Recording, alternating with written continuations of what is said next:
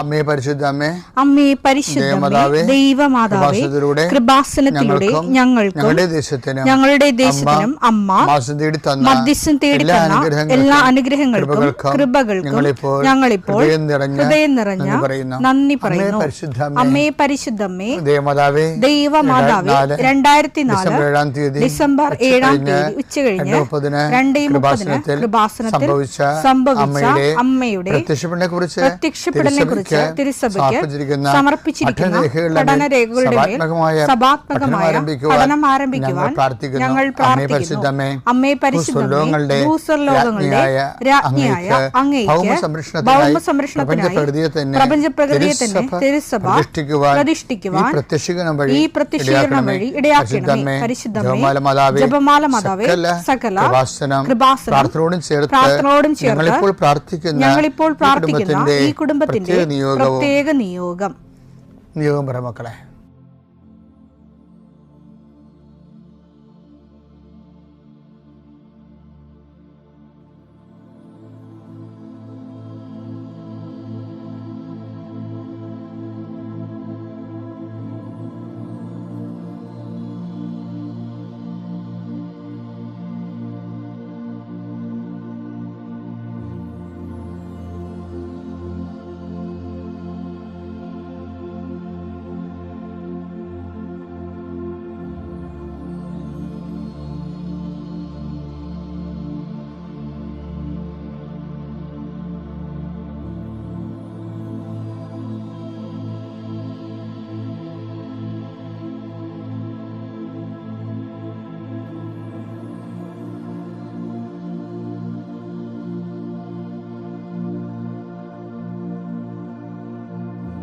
അമ്മയുടെ പ്രത്യക്ഷീകരണത്തിന്റെ ഈ അനുഗ്രഹവേളയിൽ ഞങ്ങൾക്ക് സാധിച്ചു തരുവാൻ കനിയണമേ. ആമേൻ. വിശ്വാസ പ്രമാണം. സർവശക്തനായ പിതാവും ആകാശത്തിന്റെയും ഭൂമിയുടെയും സൃഷ്ടാവുമായ ദൈവത്തിൽ ഞാൻ വിശ്വസിക്കുന്നു. അവിടുത്തെ ഏകപുത്രനും ഞങ്ങളുടെ കർത്താവുമായ ഈശോ മിശിഹായിലും ഞാൻ വിശ്വസിക്കുന്നു.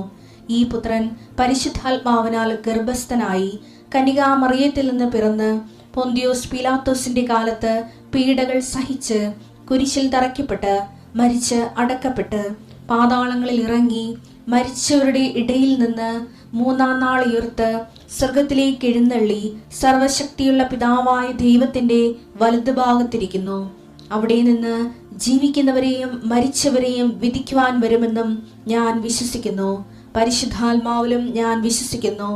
വിശുദ്ധ കത്തോലിക്കാ സഭയിലും പുണ്യവാന്മാരുടെ ഐക്യത്തിലും പാപങ്ങളുടെ മോചനത്തിലും ശരീരത്തിന്റെ ഉയർപ്പിലും നിത്യമായ ജീവിതത്തിലും ഞാൻ വിശ്വസിക്കുന്നു. ആമേൻ. സ്വർഗ്ഗസ്ഥനായ ഞങ്ങളുടെ പിതാവേ, അങ്ങയുടെ നാമം പൂജിതമാകണമേ. അങ്ങയുടെ രാജ്യം വരണമേ. അങ്ങയുടെ തിരുമനസ് സ്വർഗത്തിലെ പോലെ ഭൂമിയിലും ആകണമേ. അന്നു വേണ്ടുന്ന ആഹാരം ഇന്ന് ഞങ്ങൾക്ക് തരണമേ. ഞങ്ങളോട് തെറ്റ് ചെയ്യുന്നവരോട് ഞങ്ങൾ ക്ഷമിക്കുന്നത് പോലെ ഞങ്ങളുടെ തെറ്റുകൾ ഞങ്ങളോടും ക്ഷമിക്കണമേ. ഞങ്ങളെ പ്രലോഭനത്തിൽ ഉൾപ്പെടുത്തരുതേ, തിന്മയിൽ ഞങ്ങൾ രക്ഷിക്കണമേ. ആമേൻ. നന്മ നിറഞ്ഞ മറിയമേ, സ്വസ്തി. കർത്താവ് അങ്ങയുടെ കൂടെ സ്ത്രീകളിൽ അങ്ങ് അനുഗ്രഹിക്കപ്പെട്ടവളാകുന്നു. അങ്ങയുടെ ഉദരത്തിൻ ഫലമായി ഈശോ അനുഗ്രഹിക്കപ്പെട്ടവനാകുന്നു. പരിശുദ്ധ മറിയമേ, തമ്പുരാന്റെ അമ്മേ, പാപികളായ ഞങ്ങൾക്ക് വേണ്ടി ഇപ്പോഴും ഞങ്ങളുടെ മരണസമയത്തും തമ്പുരാനോട് അപേക്ഷിക്കണമേ. ആമേൻ. കർത്താവേ, നിന്റെ ഉന്നതമായ നാമത്തിന് സ്തോത്രം ചെയ്യുന്നു. കർത്താവേ, നിന്റെ വിശുദ്ധ പൗരോഹിത്യത്തെ മഹത്വപ്പെടുത്തണമേ. കർത്താവേ, പ്രാർത്ഥന എത്ര ലളിതമാണെങ്കിലും എളിയതാണെങ്കിലും ഇതുകൊണ്ട് എന്താണ് ഉദ്ദേശിക്കേണ്ടത്? കർത്താവേ, നീയാണ് ഉദ്ദേശിക്കേണ്ടത്. നാനാവിധ രോഗികളെ കർത്താവേ നിന്റെ വിശുദ്ധമായ രക്തം തളിക്കണമെന്ന് പ്രാർത്ഥിക്കുന്നു.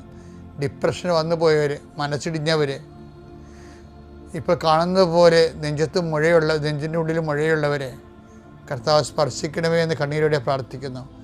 ഉടലിൽ നിന്ന് വെള്ളം വന്നുകൊണ്ടിരിക്കുന്നവരെ കർത്താവ് സുഖപ്പെടുത്തുന്നുണ്ട്. കർത്താവ് അടിവയറ്റിലെ വേദനകളും മുഴുവൻ എല്ലാത്തരം അസ്വസ്ഥതകൾ, ഭാരങ്ങൾ, എന്തോ കെട്ടിയിരിക്കണ പോലെ തോന്നുന്ന അവസ്ഥകൾ കർത്താവിൻ്റെ നാമത്തിൽ സൗഖ്യമാകട്ടെ എന്ന് ഈശോനാമത്തിൽ പ്രാർത്ഥിക്കുന്നു. കർത്താവ്, ഇന്ന് ജോലി അന്വേഷിച്ച് പോകുന്നവരെ, കർത്താവ് ഓപ്പറേഷന് വേണ്ടി ഒരുങ്ങിക്കൊണ്ടിരിക്കുന്നവരെ, ഓപ്പറേഷൻ 2.5 മണിക്കൂർ ഉണ്ടാകുമെന്ന് കേട്ടപ്പോഴൊരു പ്രയാസം നേടുന്നവരെ, അതിനെക്കുറിച്ച് ഭയങ്ങൾ തോന്നുന്നവരെ, എല്ലാ ഓപ്പറേഷനുകളെയും കർത്താവിൻ്റെ നാമത്തിൽ ഞാൻ ആശീർവദിക്കുന്നു. കർത്താവ് പ്രസവത്തിലെ കുഞ്ഞിന് വെയിറ്റ് കൂടുതലാണ്, സിസേറിയൻ വേണമെന്ന് പറഞ്ഞപ്പോൾ അങ്ങനെ പറഞ്ഞിരിക്കുന്നവർ, അങ്ങനെ ഓരോരോ വിഷയത്തിൽ പ്രസവ സംബന്ധമായ വിഷയങ്ങളിൽ വിഷമിക്കുന്നവരും വേദനിക്കുകയും വീർമുട്ടുകയും ചെയ്യുന്നവരുടെ എല്ലാ ഭാരങ്ങളും മാറി മാതാവ് പ്രസവത്തിൻ്റെ ഓപ്പറേഷൻ്റെ ടൈമിൽ അല്ലെങ്കിൽ പ്രസവത്തിൻ്റെ സമയം നിൻ്റെ കൂടെ കൈകൾ പിടിച്ചുകൊണ്ട് പരിശുദ്ധ അമ്മയെ നിന്നെ ഏൽപ്പിക്കുന്നു. പിതാപുത്രനും പരിശുദ്ധാത്മാവായ സർവ്വേശ്വര എന്നേക്കും ആമേൻ. എൻ്റെ പ്രിയപ്പെട്ടവർ, ഞങ്ങളെ എൻ്റെ പൗരോഹിത്യത്തിൻ്റെ രജത ജൂബിലി ആഘോഷിച്ചത് 2010.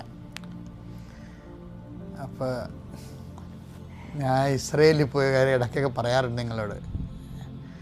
ഇന്നാൾ പോയായിരുന്നു തേപ്പിക്കാൻ, അതും പറഞ്ഞായിരുന്നു. അപ്പം ആദ്യം പോയ സമയത്ത് നമുക്ക് ഭയങ്കര വിസ്മയമായിരിക്കുമല്ലോ.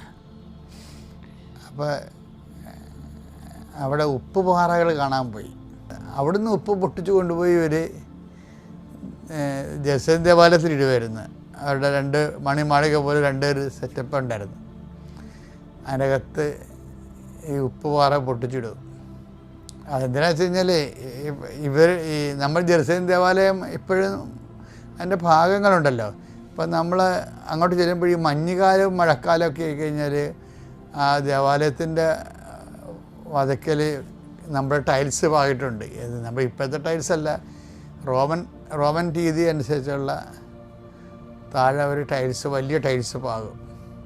അപ്പം അതിൻ്റെ പുറത്തൊക്കെ ഇങ്ങനെ പൂപ്പലൊക്കെ പിടിക്കും. അപ്പോൾ ആൾക്കാർ തെന്നി വീഴും. അപ്പം തെന്നി വീഴാതിരിക്കാൻ വേണ്ടി ഇവരെന്നെ എന്നാൽ ഈ ഉപ്പ് പാറയില്ലേ, പാറയുടെ കഷ്ണങ്ങൾ അത് പൊട്ടിച്ച് ഉപ്പിൻ്റെ തരികൾ ഈ പാറപ്പുറത്ത് വിതറും വേണ്ടി. അതാണ് ഈശോ ഇടയ്ക്ക് പറയാറുണ്ടല്ലോ, നിങ്ങളിൽ ഉപ്പ് ഉണ്ടാകണം, ഉപ്പ് ഉണ്ടായാൽ മാത്രം പോരാ, ഉപ്പിന് ഉറകെട്ട് പോകരുത്, ഉപ്പിന് ഉറകെട്ട് പോയാൽ അത് പുറത്തേക്ക് വലിച്ചെറിയപ്പെട്ട് മനുഷ്യരാൽ ചവിട്ടുമെന്നൊക്കെ ഈശോ, അത് ഈ കോണ്ടസ്റ്റിൽ പറയാനാണ്. ലുക്ക 14:34 തിരുവചനങ്ങൾ. ഉപ്പ് നല്ലത് തന്നെ, എന്നാൽ ഉറകെട്ട് പോയാൽ അതിന് എങ്ങനെ ഉറകൂട്ടും? മണ്ണിനോ വളത്തിനോ അത് ഉപകരിക്കുകയില്ല. ആളുകൾ അത് പുറത്തെറിഞ്ഞു കളയുന്നു. അപ്പോൾ പുറത്തേക്ക് എറിയപ്പെടാനല്ലാതെ ഒന്നിനും അത് ഉപകരിക്കത്തില്ലെന്നാണ് പറഞ്ഞത്. അതിന് ഉറകെട്ട് പോയാൽ. അപ്പോൾ ഉപ്പിൻ്റെ ഒരു ഇപ്പോൾ ഉപ്പിൻ്റെ അകത്ത് വളമുണ്ടല്ലോ. അപ്പം ഇങ്ങനെ കുറേ നാളിങ്ങനെ ഇരുന്ന് കഴിയുമ്പോൾ ഇതിൻ്റെ അതിൻ്റെ ഉപ്പത്തോ ഇല്ലേ, അതിൻ്റെ അകത്തുള്ള ആ ഒരു അതിൻ്റെ മെഡിസിൻ ക്വാളിറ്റി അല്ലെങ്കിൽ അതിൻ്റെ വളത്തിൻ്റെ മനൂർ ക്വാളിറ്റിയൊക്കെ അങ്ങ് നഷ്ടം. ക്വാളിറ്റി ഒരു പ്രധാനപ്പെട്ട വിഷയമാണ്. ഈ മനുഷ്യനെ ഉണ്ടല്ലോ, മനുഷ്യന് ക്വാളിറ്റി എന്ന് പറയണത് മറ്റുള്ളവരെ മനസ്സിലാക്കണമെന്ന് സഹായിക്കുന്നതുകൊണ്ട് ക്വാളിറ്റിയാണ്. മറ്റുള്ളവരെ സഹായിക്കുകയും അവരെ കാണുമ്പോൾ അവരുടെ വിഷയങ്ങൾ മനസ്സിലാക്കുകയും നമുക്ക് പറ്റുന്ന പോലെ അവരെ സഹായിക്കുകയില്ലേ, അതിനും ഈശോ ഉപ്പം തന്നെയാണ് പറയണത്. എന്നുവെച്ചാൽ ഉദാഹരണത്തിന് ഈ മത്തായി 5:13, നിങ്ങൾ ഭൂമിയുടെ ഉപ്പാണ്, ഉറകെട്ട് പോയാൽ ഉപ്പിന് എങ്ങനെ വീണ്ടും ഉറകൂട്ടും? പറ്റത്തില്ല തന്നെ പറയണതിൻ്റെ അർത്ഥമേ. എങ്ങനെ വീണ്ടും ഉറകൂട്ടും? പുറത്തേക്ക് വലിച്ചെറിഞ്ഞ് മനുഷ്യരാൽ ചവിട്ടപ്പെടാനല്ലാതെ മറ്റൊന്നിനും അത് കൊള്ളുകയില്ല. മത്തായി 5:16. അപ്രകാരം മനുഷ്യർ നിങ്ങളുടെ സൽപ്രവർത്തികൾ കണ്ട് സ്വർഗസ്ഥനായ നിങ്ങളുടെ പിതാവിനെ മഹത്വപ്പെടുത്തേണ്ടതിന് നിങ്ങളുടെ വെളിച്ചം അവരുടെ മുൻപിൽ പ്രകാശിക്കട്ടെ. ഒരു വാക്ക് മനസ്സിലായി. അതായത് ഉടമ്പടിയുടെ ഏറ്റവും വലിയ കാതലെന്ന് പറഞ്ഞ ഇതാണ്. എന്താണ്? സൽപ്രവൃത്തികൾ അല്ലെങ്കിൽ കൃപാവര പ്രവൃത്തികളെന്ന് പറയും. കൃപാസന സൽപ്രവൃത്തികളെന്ന് പറയത്തില്ല. കാര്യം ബൈബിൾ തർജ്ജമ ചെയ്യുമ്പോൾ ബൈബിളിൻ്റെ ഫീലാണ് തർജ്ജമ ചെയ്യേണ്ടത്. ചില പാട്ടുകളൊക്കെ നമുക്ക് മനോഹരമായി തോന്നുന്നത് എന്താണ്? ഇപ്പം കളിവീട് ഉറങ്ങിയല്ലോ എന്നൊക്കെ പറഞ്ഞ് പാടത്തില്ലേ? കളിവീടുറങ്ങിയല്ലോ എന്ന് പറയുമ്പോൾ അത് ഫീല് ചെയ്യും ആൾക്കാർക്ക്. ആ സിറ്റുവേഷൻ ഫീലിംഗ് എന്ന് പറയുന്നത് ഒരു പ്രധാനപ്പെട്ട വിഷയമാണ്. ബൈബിളിൽ തർജ്ജമ ചെയ്യുമ്പോൾ സിറ്റുവേഷൻ ഫീലിംഗ് പോകരുത്. എന്താ കാര്യം വെച്ച് കഴിഞ്ഞാൽ, ഇപ്പം കൃപാസനം സൽപ്രവൃത്തി എന്ന് പറയും. സൽപ്രവൃത്തി എനിക്ക് ഈ കർത്താവിന് മുമ്പ് സൽപ്രവൃത്തി ഉണ്ടായിരുന്നല്ലോ. ഇവിടെ സൽപ്രവൃത്തിക്ക് വില കുറവുണ്ട്. ആൾക്കാർക്ക് സൽപ്രവൃത്തി ഇല്ലാഞ്ഞിട്ട് കുറേ സൽപ്രവൃത്തി പഠിപ്പിക്കാനാണ് ഈശോ വന്നത്? അല്ല. കൃപാവര പ്രവൃത്തികൾ എന്ന് പറഞ്ഞാൽ എന്താണ്? ദൈവ മഹത്വത്തിൻ്റെ പ്രവൃത്തികളാണ്. അപ്രകാരം മനുഷ്യർ നിങ്ങളുടെ സൽപ്രവൃത്തികൾ കണ്ട് സ്വർഗസ്ഥനായ നിങ്ങളുടെ പിതാവിനെ മഹത്വപ്പെടുത്തേണ്ടതിന് നിങ്ങളുടെ വെളിച്ചം അവരുടെ മുൻപിൽ പ്രകാശിക്കട്ടെ. ഇതാണ് കൃപാസന സൽപ്രവൃത്തികൾ പറയത്തില്ലെന്ന് പറയണത്. എന്താ കാര്യം? പിതാവിനെ മഹത്വപ്പെടുത്തുന്ന പ്രവൃത്തി സൽപ്രവൃത്തിയല്ല. അത് പിതാവിനെ ഒരാളിനെ മഹത്വപ്പെടുത്തണമെങ്കിൽ യേശുക്രിസ്തുവിലൂടെ പറ്റത്തുള്ളൂ. കാര്യം പിതാവിൻ്റെ കൃപ നമ്മൾക്ക് ദൃശ്യമായതും സംലഭ്യമായതും യേശുക്രിസ്തുവിലൂടെയാണ്. ഇപ്പം നമ്മൾ ചെയ്യുന്ന പ്രവൃത്തികളെല്ലാം യേശുക്രിസ്തുവിലൂടെയാണെന്ന് പ്രവർത്തിക്കുന്നത്. അത് സൽപ്രവൃത്തിയല്ല. ക്രിസ്തുവിലൂടെ പ്രവർത്തിക്കുന്ന എല്ലാ പ്രവൃത്തികളും നമുക്ക് കൃപ തരുന്ന കൃപാവര പ്രവൃത്തികളാണ്. ആ ഈ കൃപാവര പ്രവൃത്തികളെയാണ് ഈശോ പറയണത്, നിങ്ങളുടെ സത്ത് പോകരുത്. സത്ത് പോയാൽ പിന്നെ പുറത്തോട്ട് വലിച്ചെറിയേണ്ടി വരും എന്നൊക്കെ പറയണത്. ഇതിൽ ഈശോ അത് പറയണത് പറഞ്ഞില്ലേ, നിങ്ങളിൽ ഉപ്പുണ്ടായിരിക്കട്ടെ എന്നൊക്കെ ഈശോ പറയണില്ലേ? മർക്കോസ് 9:50. ഉപ്പ് നല്ലതാണ്. ഉപ്പ് നല്ലതാണ്. എന്നാൽ ഉറകെട്ട് പോയാൽ പിന്നെ എന്തുകൊണ്ട് അതിന് ഉറകൂട്ടും. നിങ്ങളിൽ ഉപ്പ് ഉണ്ടായിരിക്കട്ടെ. അതാണ് ക്രിസ്ത്യൻ ക്വാളിറ്റേറ്റീവ് മാൻ. അത് ഉടമ്പടി അതാണ് നമ്മൾ ആവശ്യപ്പെടുന്നത്. എന്താണ്? നിങ്ങൾക്ക് നാട്ടുകാർക്കും ദൈവത്തിന് വിലയില്ലാത്ത ഒരു അവതാരം. അതിനേക്കാൾ ഉപരി യേശുക്രിസ്തുവിൻ്റെ പേരിൽ നാട്ടുകാർക്കും ദൈവത്തെ മഹത്വത്തിന് ഉപകരിക്കുന്ന ക്വാളിറ്റേറ്റീവ് ചേഞ്ച് ഒരു കവനൻ്റ് പേഴ്സണിൽ ഡെവലപ്പ് ചെയ്തെടുക്കണം. അപ്പോൾ എന്തിനാണ് ഉടമ്പടി എടുക്കണമെന്ന് ചോദിച്ചു കഴിഞ്ഞാൽ ഉടനെ പറഞ്ഞ് ജപ്തി ഉടമ്പടി മാറാണെന്ന് ചാടിക്കയറി പറയരുത്. എന്നാൽ ഗുണപരമായ ഒരു സുവിശേഷവും ഗുണപരമായ ഒരു വ്യത്യാസം എന്നിന് വരാനും ഗുണപരമായൊരു വളർച്ചയ്ക്ക് വേണ്ടിയാണ് ഞാൻ ഉടമ്പടി ജീവിതം കണ്ടിന്യൂ ചെയ്യുന്നത്. ആവേ മരിയ, പരിശുദ്ധ അമ്മ ജീവനോടെ പ്രത്യക്ഷപ്പെട്ട ഈ പുണ്യഭൂമിയിൽ വരുവാനും പ്രത്യക്ഷണത്തിന് സാക്ഷിയായിട്ട് എന്നെയും എൻ്റെ കുടുംബത്തെയും ഉയർത്തിയതിനായി ഞാൻ പരിശുദ്ധ അമ്മയ്ക്കും തിരുക്കുമാരനും കോടാനുകൂടി നന്ദി പറയുന്നു. എൻ്റെ പേര് ഷീല. ഞാൻ നെയ്യാറ്റിങ്കരയിൽ നിന്നാണ് വരുന്നത്. എൻ്റെ സ്ഥലം നെയ്യാറ്റിങ്കര രൂപതയിലെ പ്ലാത്താങ്കര ഫെറോനയിലെ കുന്നൻവിള ലിറ്റിൽ ഫോർ ചർച്ചയിൽ നിന്നുമാണ് ഞാൻ വരുന്നത്. അവിടെയുള്ള ഒരു ഇടവക അംഗമാണ് ഞാൻ. എൻ്റെ മക്കൾ മൂത്തപുത്രൻ സ്റ്റാലിൻ, രണ്ടാമത്തെ ട്വിൻസാണ്, ഇരട്ട കുട്ടികളാണ് സ്റ്റെഫി. എനിക്ക് ഏറ്റവും കൂടുതൽ പറയുവാനായിട്ടുള്ളത്, ഞാൻ ആദ്യം കൃപാസനത്തിൽ ഉടമ്പടി എടുത്തത് 20/9/2024 ഞാൻ വരുവാനുള്ള കാരണമെന്ന് പറയുന്നത്, ഞാൻ കുഞ്ഞുനാളിൽ തന്നെ മാതാവിൻ്റെ ഒരു ഭക്തയാണ്. ലീജിയൻ ഓഫ് മേരിയിലൊക്കെ ധാരാളം ഞാൻ പ്രവർത്തിച്ചിട്ടുണ്ട്. പിന്നെ എല്ലാ ദിവസവും ബൈബിൾ വായിക്കുകയും വേളാങ്കണ്ണി മാതാവിൻ്റെ ഒരു പിക്ചർ ബൈബിളിൽ വെച്ച് എല്ലാ ദിവസവും ഞാൻ പ്രാർത്ഥിക്കുകയും അങ്ങനെ ഏറ്റവും ശരിക്കും മാതാവിനെ ഒരു അനുഭവിച്ചറിഞ്ഞ വ്യക്തിയാണ് ഞാൻ. അപ്പോൾ ഈ ഞായറാഴ്ച പള്ളിയിൽ പോകുമ്പോൾ എല്ലാ മാസവും എനിക്ക് കൃപാസനത്തിലെ പത്രം കിട്ടും. പക്ഷേ പത്രം ഞാൻ വായിക്കാറില്ല, വീട്ടിൽ കൊണ്ടുവയ്ക്കും. ഒരു ദിവസം എൻ്റെ മകൻ അത് വായിച്ചിട്ട് പറഞ്ഞു, അവന് ശ്വാസം മുട്ടലിൻ്റെ പ്രശ്നങ്ങളൊക്കെ ഉണ്ടായിരുന്നു. അമ്മ, നമുക്ക് കൃപാസനത്തിൽ പോവുകയാണെങ്കിൽ എൻ്റെ ശ്വാസം മുട്ടലെല്ലാം മാറും, നമുക്ക് ധാരാളം അനുഗ്രഹം കിട്ടുമെന്ന് പറഞ്ഞു. അപ്പോൾ ഞാൻ പറഞ്ഞു, ഒരു മാതാവ് തന്നെയാണ് എല്ലായിടത്തും പല സ്ഥലങ്ങളായിട്ട് പ്രത്യക്ഷപ്പെടുന്നത്. ആ മാതാവിനെ തന്നെയാണ് നമ്മൾ പ്രാർത്ഥിക്കുന്നത്. അതുകൊണ്ട് നീ പ്രാർത്ഥിക്കേണ്ട രീതിയിൽ പ്രാർത്ഥിക്കുകയാണെങ്കിൽ നിനക്ക് കൃപാസനത്തൊന്നും പോവേണ്ടി വരികയില്ല. നമ്മൾ പ്രാർത്ഥിക്കുന്ന മാതാവിനോട് പ്രാർത്ഥിച്ചാൽ മതി, നിൻ്റെ ആഗ്രഹങ്ങളും സാധിക്കും, നിനക്ക് രോഗസൗഖ്യം ലഭിക്കുമെന്ന് ഞാൻ പറഞ്ഞു. പക്ഷേ മാതാവിനൊരു പ്രത്യേക ഒരു വിളി ഉണ്ടായിരുന്നു, ഞാനിവിടെ കൃപാസനത്തിൽ വരണം. അത് എനിക്ക് അനുഗ്രഹങ്ങൾ തരാൻ മാത്രമല്ല, ഞാൻ വഴി കുറേ ആളുകൾ ഇവിടെ വന്ന് മാതാവിൻ്റെ പ്രത്യക്ഷീണത്തിൻ്റെ സാക്ഷിയായിട്ട് തീരണം എന്നുള്ള ഒരു ഉൾവിളി മാതാവിന് എന്നിലുണ്ടായിരുന്നു. അതുകൊണ്ടാണ് എനിക്കിവിടെ വരുവാനുള്ള ഒരു സാഹചര്യം മാതാവ് ഒരുക്കി തന്നത്. അത് എൻ്റെ കുഞ്ഞു മക്കളിൽ കൂടെയാണ് എനിക്ക് ഒരുക്കി തന്നത്. കാരണം വേറെ എന്ത് രീതി വന്നാലും ഞാൻ ഒരിക്കലും ഇവിടെ വരുവാൻ സാധ്യതയില്ല.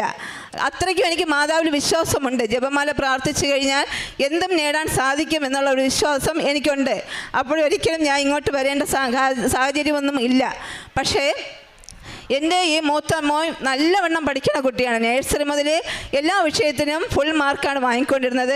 ഹൈസ്കൂൾ സെഷൻ ആയപ്പോൾ 1-2 മാർക്കിനാണ് സ്കൂളിൽ ഫസ്റ്റ് സെക്കൻഡ് എന്നുള്ള നിലയിൽ വന്നത്. അത്രയ്ക്കും നല്ല പഠിക്കും, ട്യൂഷനൊന്നുമില്ല.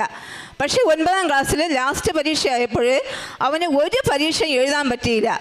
ശക്തമായിട്ടുള്ളൊരു ചുമ. ആ ചുമ വന്ന് കുറേ നേരം ചുമയ്ക്കും, ഛർദ്ദിക്കും. വീണ്ടും കുറേ സമയം കഴിയുമ്പോൾ ചുമയ്ക്കും, ഛർദ്ദിക്കും. ഇതാണ് അവൻ്റെ വിഷയമായിരുന്നത്.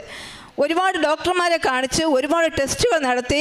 ശ്വാസകോശ ടെസ്റ്റ് ഞാൻ ഡോക്ടറടുത്ത് പറഞ്ഞു, ഡോക്ടർ അവന് ശ്വാസകോശ ടെസ്റ്റിംഗ് നടത്തണമെന്ന് പറഞ്ഞു.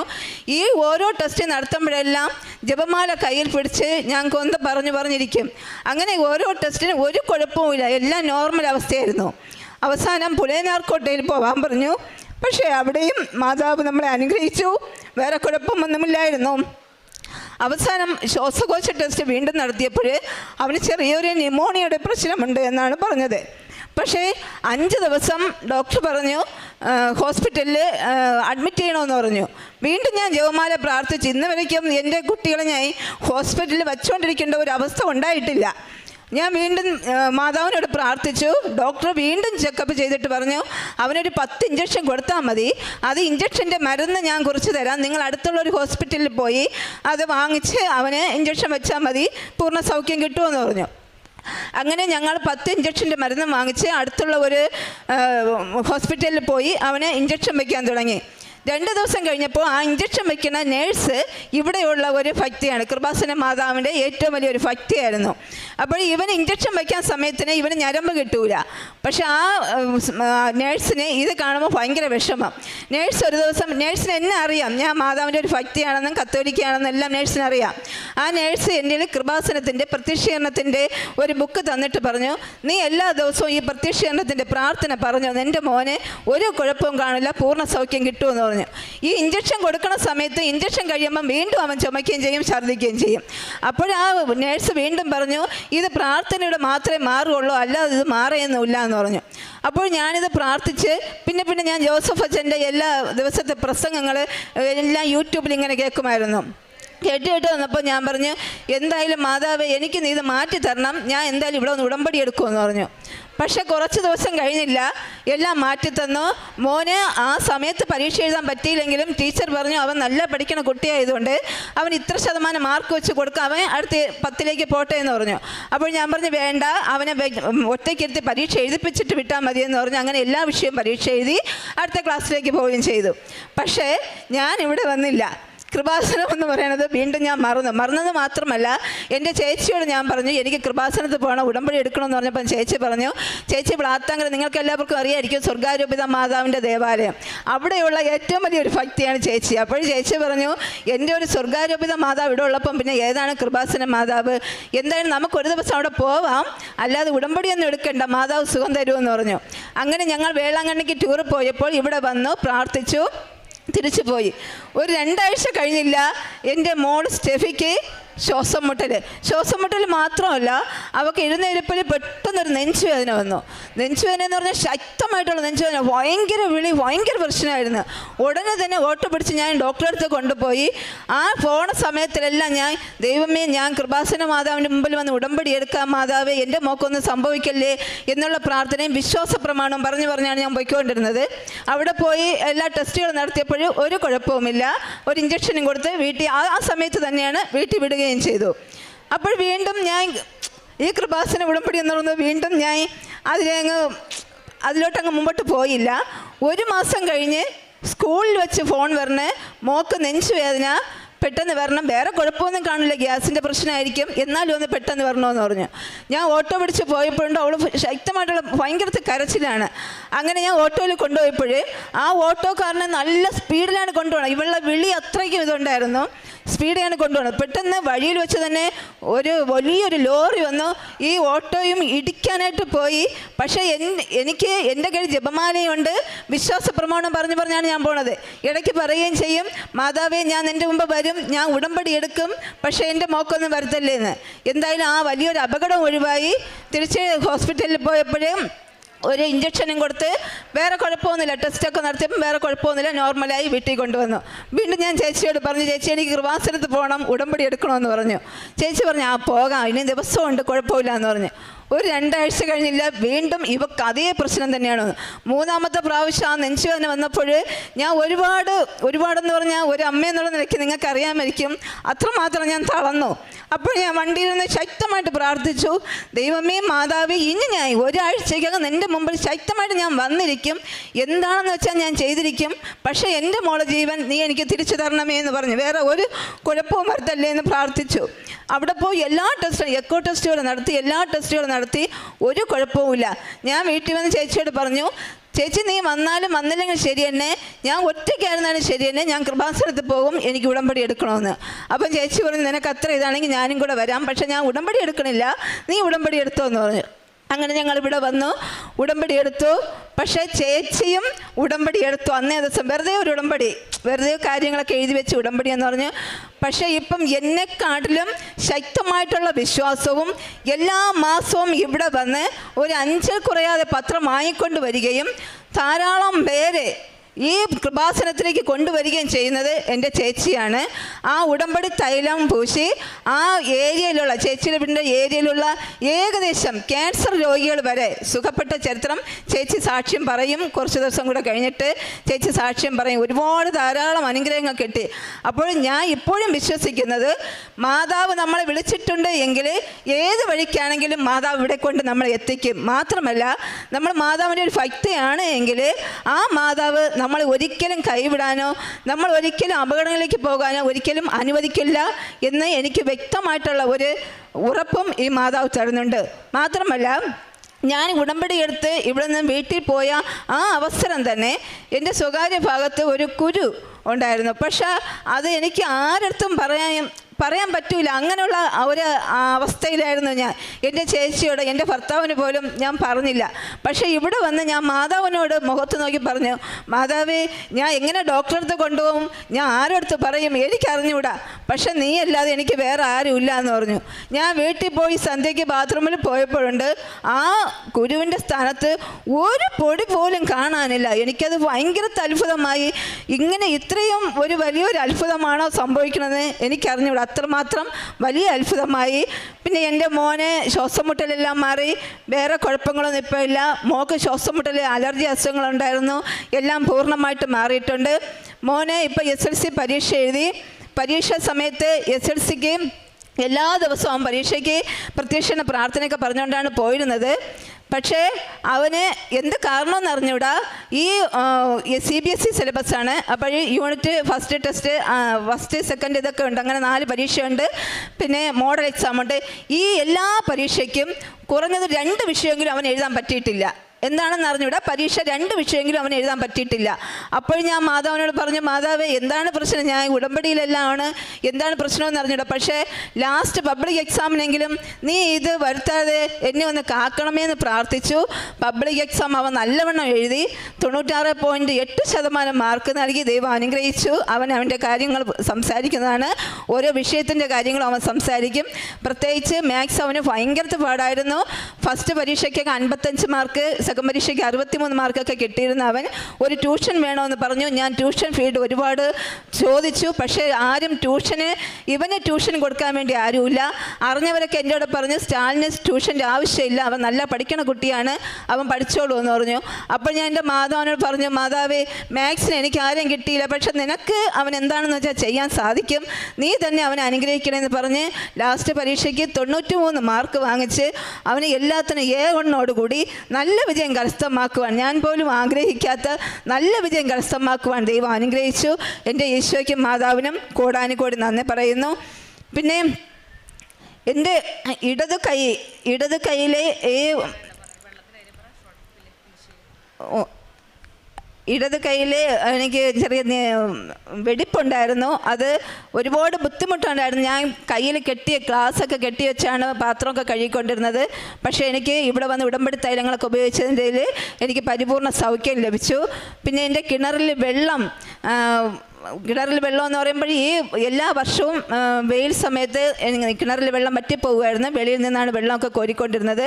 ഞാൻ ഇവിടെ വന്ന ശേഷം ഈ തേനും ഉപ്പും കിണറിൽ ഇട്ട ശേഷം 7 ദിവസം പ്രത്യക്ഷീകരണ പ്രാർത്ഥന പറഞ്ഞുകൊണ്ട് കിണറിന് ചുറ്റും ഇങ്ങനെ നടന്നു. ഒരു ദിവസം ഇവിടെ സാക്ഷ്യത്തിൽ പറയുകയുണ്ടായി. അങ്ങനെ ഞാൻ അതുപോലെ ചെയ്തു. പക്ഷേ ഒരാഴ്ച കഴിഞ്ഞിട്ട് എനിക്ക് വെള്ളം കിട്ടിയില്ല. അവസാനം ഞാൻ ഉടമ്പടി തൈലം 3 തുള്ളി ആ കിണറ്റിൻ്റെ അകത്ത് ഒഴിച്ചിട്ട് പറഞ്ഞു, മാതാവ്, എനിക്ക് വേറെ ഒരിടത്തും വെള്ളത്തിന് പോവാൻ എന്നെ കൊണ്ടുപോയി, എൻ്റെ ജീവിതത്തിൽ ഞാൻ ഈ വെള്ളത്തിനെന്ന് പറഞ്ഞുകൊണ്ട് ഇന്ന് വരെയ്ക്കും ബുദ്ധിമുട്ട് അനുഭവിച്ചിട്ടില്ല. പക്ഷേ നീ എനിക്ക് അങ്ങനെ ഒരു ബുദ്ധിമുട്ട് വരുത്തരുത്, എനിക്ക് വെള്ളമാണ് എൻ്റെ ആവശ്യം എന്ന് പറഞ്ഞ് പ്രാർത്ഥിച്ചതിൻ്റെ ഫലമായിട്ട് ഇന്ന് വരയ്ക്കും എനിക്ക് കിണറിൽ ഒരു തുള്ളി വെള്ളം പോലും പറ്റിയിട്ടില്ല. അത്രയും മാതാവും ഈശോയും എന്നെ അനുഗ്രഹിച്ചു. കാരുണ്യപ്രവൃത്തികളെന്ന് പറയുന്നത് ഈ മോൻ്റെ പരീക്ഷയ്ക്ക് 7 വിഷയമാണുള്ളത്. ഈ 7 വിഷയങ്ങൾക്കും ഏത് പരീക്ഷ വന്നാലും 7 കെട്ട് പത്രം ഞാൻ വാങ്ങിച്ച് വിതരണം ചെയ്തുകൊണ്ടിരുന്നു. മാത്രമല്ല അവൻ പരീക്ഷ എഴുതാൻ പോണ സമയത്ത് അന്നേ ദിവസം ഞാൻ ഉപവസിക്കുകയും ജപമാല പ്രാർത്ഥിക്കുകയും ചെയ്തുകൊണ്ടിരുന്നു. പിന്നെ നമ്മുടെ പള്ളിയിലെന്ന് പറഞ്ഞാൽ ലിറ്റിൽ വേയിലൊക്കെ ലീജൻ ഓഫ് മേരി എല്ലാത്തിലും പ്രവർത്തിക്കുന്ന ഒരാളാണ് ഞാൻ. അഗാപ്പെ എന്ന് പറഞ്ഞൊരു സംഘടനയുണ്ട്, പാവങ്ങൾക്ക് വേണ്ടിയിട്ടുള്ള സംഘടനയാണ്. ഇതിലെല്ലാം ഞാൻ അവർക്ക് വേണ്ട സഹായങ്ങളൊക്കെ ചെയ്യുന്നുണ്ട്. പാവപ്പെട്ട കുട്ടികൾക്ക്, രോഗിയായിട്ടുള്ള കുട്ടികൾക്ക് ഒക്കെ നമ്മൾ ഭവനങ്ങളിൽ കുട്ടികളുമായിട്ട്, ലിറ്റിൽ വേ കുട്ടികളുമായിട്ട് പോയി സന്ദർശിച്ച് പ്രാർത്ഥിച്ച് അവർക്ക് വേണ്ട സഹായങ്ങളൊക്കെ ചെയ്യുന്നുണ്ട്. പിന്നെ എൻ്റെ മുമ്പിൽ ആര് വന്ന് കഴിഞ്ഞിട്ട് ചിലപ്പം പത്രങ്ങളൊക്കെ കൊടുക്കുമ്പോൾ ചിലവർ പറയും, അപ്പോൾ ഒരു നേരത്തെ ഭക്ഷണത്തിനുള്ള കാശ് തരണമെന്ന് പറഞ്ഞാൽ എൻ്റെ കയ്യിൽ എത്രയാണോ ഉള്ളത് അതനുസരിച്ച് ഞാൻ ദാനധർമ്മം ചെയ്യുന്നുണ്ട്. ആത്മീയ ജീവിതത്തിലെന്ന് പറയുമ്പോൾ കുർബാന എല്ലാ ദിവസവും ഇടയ്ക്ക് മുമ്പൊക്കെ ആയിരുന്ന ചില ദിവസങ്ങളിൽ എനിക്ക് ഇട ദിവസങ്ങളിൽ പോകാൻ പറ്റിയാലും ചില ദിവസം ഞാൻ മടിച്ചു കിടക്കും. ഇപ്പോഴങ്ങനെയല്ല, പറ്റുന്ന എല്ലാ ദിവസങ്ങളിലും ഏതൊക്കെ സന്ധ്യയ്ക്ക് വൈകിട്ടാണ് ദിവ്യബലിയെങ്കിൽ എല്ലാ ദിവസവും നമ്മളെല്ലാവരും പള്ളിയിലെത്തിയിരിക്കും. അത്രയ്ക്കും ഒരു ഇത് കിട്ടി. പിന്നെ മാത്രമല്ല എല്ലാ ദിവസവും ഞാൻ ഒരു ജപമാല പ്രാർത്ഥിക്കും. ഒരു ജപമാലയല്ല, കൂടുതൽ പ്രാർത്ഥിക്കും. പക്ഷേ ഒരു ജപമാലയുടെ പ്രത്യേകത എന്ന് പറയുന്നത് ആദ്യത്തെ രഹസ്യം എല്ലാ കുട്ടികൾക്കും വേണ്ടിയിട്ടാണ്. ലോകത്തിലുള്ള എല്ലാ കുട്ടികൾക്കും രോഗങ്ങളും സൗഖ്യവും പഠിക്കാനുള്ള ബുദ്ധിയും ശക്തിയും അങ്ങനെ കിട്ടണമെന്ന് പറഞ്ഞുകൊണ്ട് ഒരു രഹസ്യവും. രണ്ടാമത്തെ രഹസ്യം കരാകടൽ ആകാശം മറിഞ്ഞ് സഞ്ചരിക്കുന്നവർക്ക് ഒരു അപകടവും സംഭവിക്കാതെ കർത്താവ് കാത്തുകൊള്ളണമെന്ന് എന്നും അതുപോലെ തന്നെ എല്ലാ രോഗങ്ങളും പറഞ്ഞ് ക്യാൻസർ, ഹാർട്ട് അറ്റാക്കും മറ്റു രോഗങ്ങളെല്ലാം പറഞ്ഞുകൊണ്ട് എല്ലാ രോഗികൾക്കും സൗഖ്യം നൽകണമെന്ന് പറഞ്ഞ് രണ്ടാമത്തെ രഹസ്യം പ്രാർത്ഥിക്കും. മൂന്നാമത്തെ രഹസ്യം എല്ലാ കുടുംബത്തിനും വേണ്ടിയിട്ടും സമാധാനവും സന്തോഷവും മദ്യപാനം, മയക്കുമരുന്ന് അതിൽ നിന്നെല്ലാം പൂർണ്ണ മോചനം നൽകി നല്ല കുടുംബജീവിതം നയിക്കാൻ അവരെ അനുഗ്രഹിക്കണമെന്ന് പ്രാർത്ഥിച്ചുകൊണ്ട് മൂന്നാമത്തെ രഹസ്യം കാഴ്ചവെക്കും. നാലാമത്തെ രഹസ്യം ജോലി കിട്ടാതെ അലയുന്ന മക്കൾക്ക് ജോലിയും അന്യരാജ്യങ്ങൾ ജോലിക്ക് പോയിരിക്കുന്നവർക്ക് അവർക്ക് നല്ല സുഖത്തോടുള്ള നല്ല ജോലി ലഭിക്കുവാനും തിരിച്ചു വരുവാനുള്ള കൃപ കൊടുക്കണമെന്നുള്ള ആ ഒരു പ്രാർത്ഥന പ്രാർത്ഥിക്കും. അടുത്ത അഞ്ചാമത്തെ രഹസ്യങ്ങളിൽ മരിച്ചവർക്ക് വേണ്ടിയാണ്. അവർക്ക് സ്വർഗരാജ്യത്തിൽ ദൈവത്തോടൊത്ത് ജീവിക്കാനുള്ള അനുഗ്രഹം കിട്ടട്ടെ എന്ന് ഈ 5 രഹസ്യം പ്രാർത്ഥിച്ച ശേഷമാണ് അഡീഷണലായിട്ട് ഞാൻ ജപമാല പ്രാർത്ഥിക്കുന്നത്. കുട്ടികൾ വീട്ടിലുള്ളപ്പോൾ കുട്ടികളെയും കൂടെ ഇരുത്തിയാണ് ജപമാല പ്രാർത്ഥിക്കുന്നത്. അവരും കൂടെ വരും. പിന്നെ എനിക്ക് ഇത്രയും ദിവസമായിട്ടും ഇത്രയും വർഷമായിട്ടും പ്രത്യക്ഷീകരണ പ്രാർത്ഥന പറഞ്ഞിട്ടും ഇന്നുവരെ ഞാൻ കാണാതെ പഠിച്ചോ എന്ന് കേട്ടാൽ എനിക്കറിഞ്ഞൂടാ. പക്ഷേ എൻ്റെ കുഞ്ഞുമക്കൾ അവരെപ്പോഴും വേണമെങ്കിലും പ്രത്യക്ഷീകരണ പ്രാർത്ഥന എല്ലാം പറയുകയും ചെയ്യും.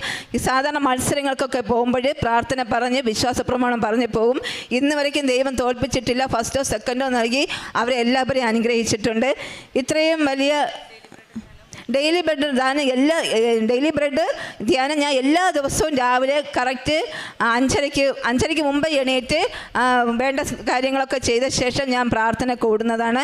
പിന്നെ അച്ഛൻ്റെ പ്രസംഗം ചൊവ്വാഴ്ച എനിക്ക് കൃത്യമായിട്ടും കേൾക്കാൻ പറ്റിയില്ല എന്നുണ്ടെങ്കിൽ വൈകിട്ടോ പിറ്റേ ദിവസമോ എന്തായാലും ആ ധ്യാനം കറക്റ്റായിട്ട് ഞാൻ കൂടിയിരിക്കും. അതുമാത്രമല്ല അച്ഛൻ്റെ വേറെ വേറെ പ്രസംഗങ്ങൾ ഇഷ്ടം പോലെ ഉണ്ട്. യൂട്യൂബിൽ നോക്കിയാൽ ധാരാളം പ്രസംഗങ്ങളുണ്ട്.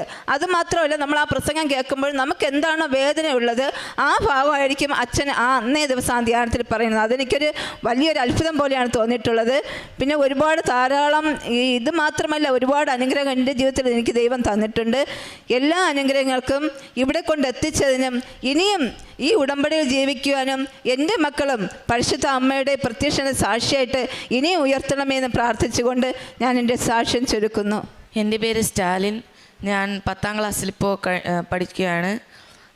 പബ്ലിക് എക്സാം എഴുതാനായിട്ട് ഞാൻ പോകുന്നതിന് മുമ്പ് കൃപാസനം പ്രത്യക്ഷീകരണ പ്രാർത്ഥന പറയുകയും വിശ്വാസ പ്രമാണം ചൊല്ലുകയും നേർച്ച വസ്തുക്കൾ ഉപയോഗിക്കുകയും ചെയ്തിട്ടാണ് ഞാൻ പരീക്ഷ എഴുതാൻ പോകുന്നത്. എനിക്ക് പരീക്ഷയ്ക്ക് മാതാവ് 96.8% മാർക്ക് നൽകി അനുഗ്രഹിച്ചു. പരീക്ഷ എഴുതി കഴിഞ്ഞപ്പോൾ പോലും എനിക്ക് ഇത്രയും മാർക്ക് കിട്ടുമെന്ന് ഞാൻ വിചാരിച്ചിരുന്നില്ല. മാത്സ് പരീക്ഷയ്ക്ക് എനിക്ക് മാതാവ് 100ൽ 93 മാർക്ക് നൽകി അനുഗ്രഹിച്ചു. സ്കൂളിൽ എനിക്ക് മാത്സിൽ ഒരു പരീക്ഷയ്ക്ക് പോലും എ കിട്ടിയിട്ടില്ല. പക്ഷേ പബ്ലിക് പരീക്ഷയിൽ മാതാവ് എനിക്ക് നല്ല വിജയം നൽകി അനുഗ്രഹിച്ചു. അതുപോലെ സോഷ്യൽ സയൻസ് പരീക്ഷയിൽ 4 ടെസ്റ്റാണ് നമുക്ക് പഠിക്കാനുള്ളത്. അതിൽ 3 ടെക്സ്റ്റ് മാത്രമേ ഞാൻ പബ്ലിക് എക്സാമിന് വേണ്ടി പഠിച്ചുള്ളൂ. 4ാമത്തെ ടെക്സ്റ്റ് പഠിക്കാനായിട്ട് എനിക്ക് അന്ന് സമയം കിട്ടിയില്ലായിരുന്നു. പക്ഷേ മാതാവ് എനിക്ക് 100ൽ 99 മാർക്ക് നൽകി അനുഗ്രഹിച്ചു. അത് വലിയൊരു അത്ഭുതമായിട്ട് ഞാനിന്ന് കാണുന്നു. അതിന് ഞാൻ അമ്മയ്ക്കും തിരുക്കുമാരനും നന്ദി പറയുന്നു. തീഷ്ണതയിൽ മാന്യം കൂടാതെ ആത്മാവിൽ ജ്വലിക്കുന്നവരായി കർത്താവിനെ ശുശ്രൂഷിക്കുവേൻ. റോമാക്കാർക്ക് എഴുതിയ ലേഖനം 12ാം അധ്യായം 11ാം വചനമാണ്. ദൈവസ്നേഹം, ദൈവസേവനവും ദൈവസ്നേഹവും ഒരു ഭാരമല്ല, മറിച്ച് ഹൃദയത്തിൽ തീ പോലെ ജ്വലിക്കുന്ന ഒരനുഭവമാണ്. ഈ അനുഭവത്തിലേക്ക് വരണമെങ്കിൽ നമ്മുടെ ജീവിതത്തിൽ ദൈവത്തിൻ്റെ ഒരു വിളിയാണ് വേണ്ടത്. ആ വിളി വരുവാനും ആ വിളി ശ്രവിക്കുവാനുമുള്ള ഒരു വലിയ അനുഗ്രഹമാണ് നമുക്ക് വേണ്ടത്. സഹനത്തിൽ ക്ഷീണിക്കാതെ തളരാതെ ആത്മാവിൽ ജ്വലിച്ചുകൊണ്ട് ദൈവസ്നേഹത്തിൽ നിലനിൽക്കാനാണ് ഉടമ്പടി നമ്മെ ക്ഷണിക്കുന്നത്. ഒരുപക്ഷെ നമ്മുടെ ജീവിതത്തിൽ പ്രയാസങ്ങളും രോഗങ്ങളും പ്രതിസന്ധികളും പ്രശ്നങ്ങളും വരുമ്പോൾ ദൈവത്തിൻ്റെ അനുഗ്രഹങ്ങൾ ചിലപ്പോൾ വൈകാം. ഈ സമയമൊക്കെയും നിരുത്സാഹപ്പെടാതെ നിരാശപ്പെടാതെ ഉടമ്പടി പ്രാർത്ഥനയിൽ നാം കൂടുതൽ തീഷ്ണതയോടെ വിശ്വസ്തയോടെ ആത്മാർത്ഥതയോടെ നിലനിൽക്കുമ്പോൾ, തളരാതെ കാത്തിരിക്കുമ്പോൾ ദൈവം പ്രവർത്തിക്കുന്നതായിട്ടാണ് നാം ഓരോ മക്കളുടെ ഉടമ്പടി സാക്ഷ്യത്തിൽ നിന്ന് മനസ്സിലാക്കാൻ സാധിക്കുന്നത്. ഷീല എന്ന മകളുടെ സാക്ഷ്യത്തിലും ആദ്യമൊക്കെ വളരെ റെസിസ്റ്റൻ്റ് ആയിരുന്നു. ഇവിടെ വരാനായിട്ട് ഒട്ടും താല്പര്യമില്ലായിരുന്നു. പക്ഷേ വീണ്ടും വീണ്ടും ആദ്യം മകനിൽ കൂടിയാണ് അമ്മ സംസാരിച്ചത്. മകൻ പറഞ്ഞു, അമ്മയെ പത്രം വായിച്ചിട്ട് അമ്മയെ നമുക്ക് ഉടമ്പടി എടുക്കാം, നമുക്ക് കൃപാസനത്തിൽ പോകാം, എൻ്റെ ശ്വാസം മുട്ടൽ പോകുമെന്ന് മൂത്ത മകൻ പറഞ്ഞു. പക്ഷെങ്കിൽ ഷീല അത് ചോദിക്കൊണ്ടില്ല. പിന്നീട് രണ്ടാമത്തെ മകളുടെ കാര്യം അതുപോലെ തന്നെ വീണ്ടും ശ്വാസം മുട്ടൽ വന്നു.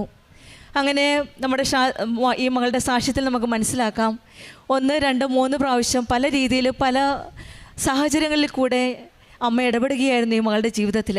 പക്ഷെങ്കിൽ മകളുടേതായ സമയത്തിൽ പരിശുദ്ധ അമ്മ ജീവനോടെ പ്രത്യക്ഷപ്പെട്ട ഈ ആലയത്തിൽ ഈ സന്നിധിയിൽ വരികയും ഉടമ്പടി എടുക്കുകയും ചെയ്തു. ഉടമ്പടി എടുത്ത അത്രയും നാളില്ലായിരുന്ന ഒരു തീഷ്ണത, അത്രയും നാൾ പറ്റാതിരുന്ന ഒരു ജീവിതമാണ് ഈ മകൾക്ക് ഈശോയും അമ്മയും നൽകിയത്. തീഷ്ണതയിലും മാന്യം കൂടാതെ ആത്മാവിൽ ജ്വലിക്കുന്ന ഒരു ജീവിതാനുഭവമാണ്, ഒരു ദൈവാനുഭവമാണ് ഷീല നമ്മളോട് സാക്ഷ്യപ്പെടുത്തുന്നത്. പിന്നീട് പരിശുദ്ധ അമ്മയെ അറിഞ്ഞ നിമിഷം മുതൽ കൂടുതൽ തീഷ്ണതയോടെ പ്രാർത്ഥിക്കുകയും മറ്റുള്ളവരോട് ആ സ്നേഹത്തെപ്പറ്റി ഷെയർ ചെയ്യുകയും ഈശോയിൽ നിന്ന് ലഭിച്ച ആ അനുഗ്രഹങ്ങളെപ്പറ്റി മറ്റുള്ളവരോട് ഷെയർ ചെയ്യുകയും ചെയ്യുന്നതാണ് ഈ മകൾ സാക്ഷ്യപ്പെടുത്തുന്നത്. അങ്ങനെയാണ് എല്ലാ രോഗസൗഖ്യങ്ങളും ലഭിക്കുകയും ഈശോയുടെയും അമ്മയുടെ മധ്യസ്ഥം വഴി ഈശോ രോഗം സൗഖ്യമാക്കി കൊടുക്കുകയായിരുന്നു. പിന്നീടുണ്ടായിരുന്ന വീട്ടിലെ വെള്ളത്തിൻ്റെ കാര്യം അതുപോലെ തന്നെ പ്രാർത്ഥന ചൊല്ലി 7 പ്രാവശ്യം പ്രാർത്ഥന ചൊല്ലി ഉടമ്പടി വസ്തുക്കൾ ഉപയോഗിച്ചതിൻ്റെ ഫലമായിട്ടാണ് ഒരിക്കലും വറ്റാത്ത ആ ജലം നൽകി ഇവരെ അനുഗ്രഹിച്ചത്.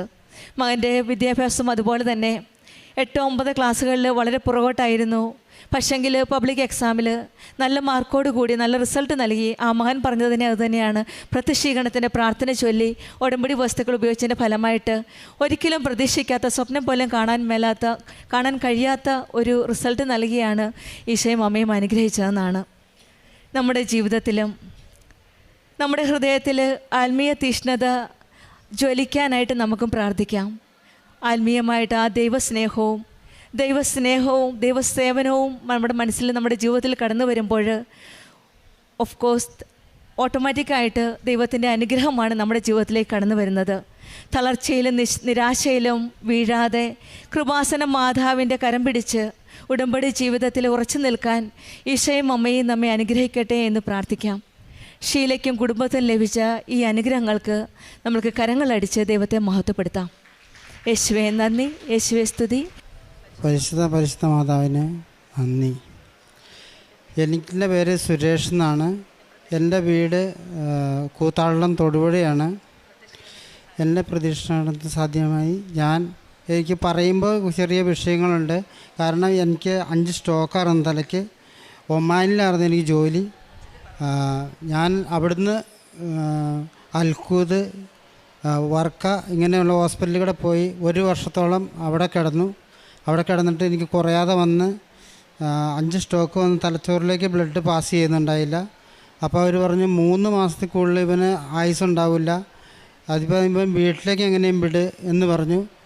ലുലുവിൻ്റെ മുതലാളി ജോസഫ് എന്നോട് പറഞ്ഞു, നീ എങ്ങനെയെങ്കിലും കയറി പോകാൻ നോക്കിക്കോ, വീട്ടിൽ പോകാൻ പറഞ്ഞ്. വീട്ടിൽ പോകാൻ വന്ന് അവിടുന്ന് ഒരു 3 പേരെ എൻ്റെ കൂടെ വിട്ട് ഞാൻ നെടുമ്പാശ്ശേരി എയർപോർട്ടിലേക്ക് ഫ്ലൈറ്റ് കയറിയത്. വീൽ ചെയറിൽ വന്നാണ് ഇറങ്ങി അവിടുന്ന് ആംബുലൻസ് കയറ്റി നേരെ ആസ്റ്റർ മെഡിക്കൽ സിറ്റിയിലേക്ക് കൊണ്ടുപോയി.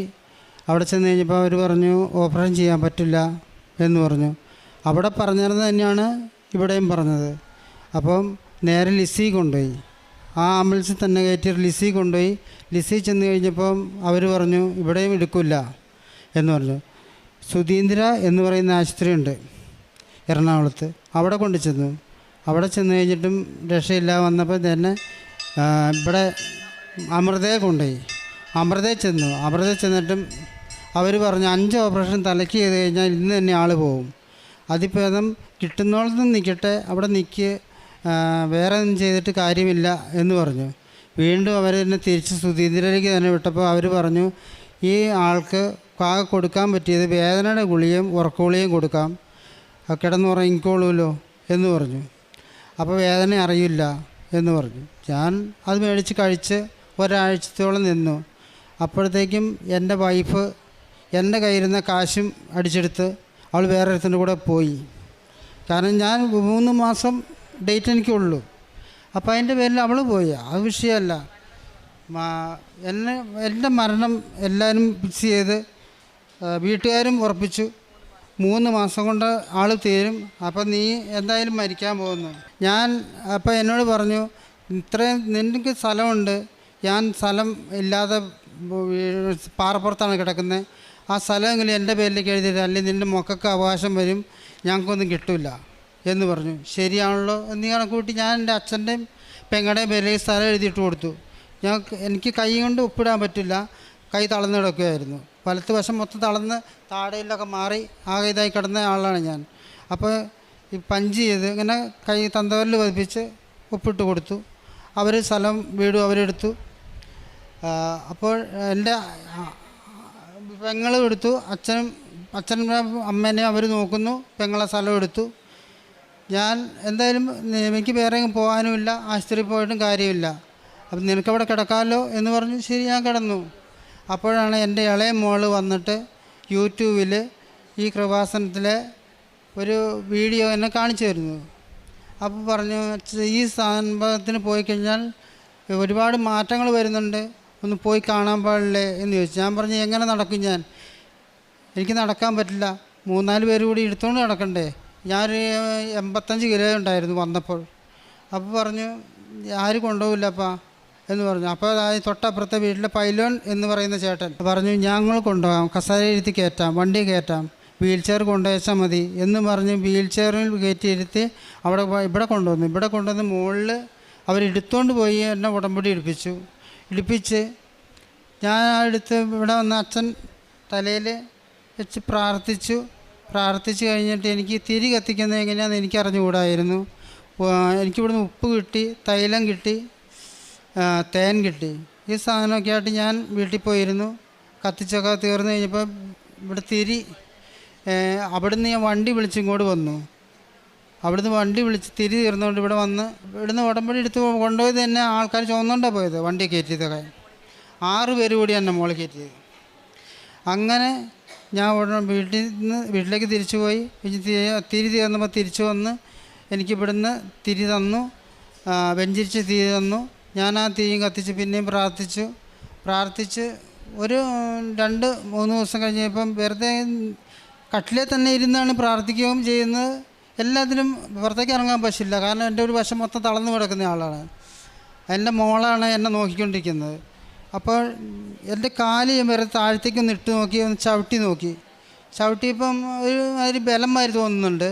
അപ്പോൾ ഒന്ന് എഴുന്നേറ്റ് നിന്ന് കഴിഞ്ഞാൽ ഞാൻ വീണ് പോയി കഴിഞ്ഞാൽ ആ കൊച്ചാകപ്പാടെ ചെറുതാണ്. അപ്പോൾ ഞാൻ വീണ് പോയി കഴിഞ്ഞാൽ ആ കൊച്ചെടുക്കില്ല എന്നെ. ഞാൻ വേഗം തന്നെ കട്ടിലേ തന്നെ ഇരുന്നു.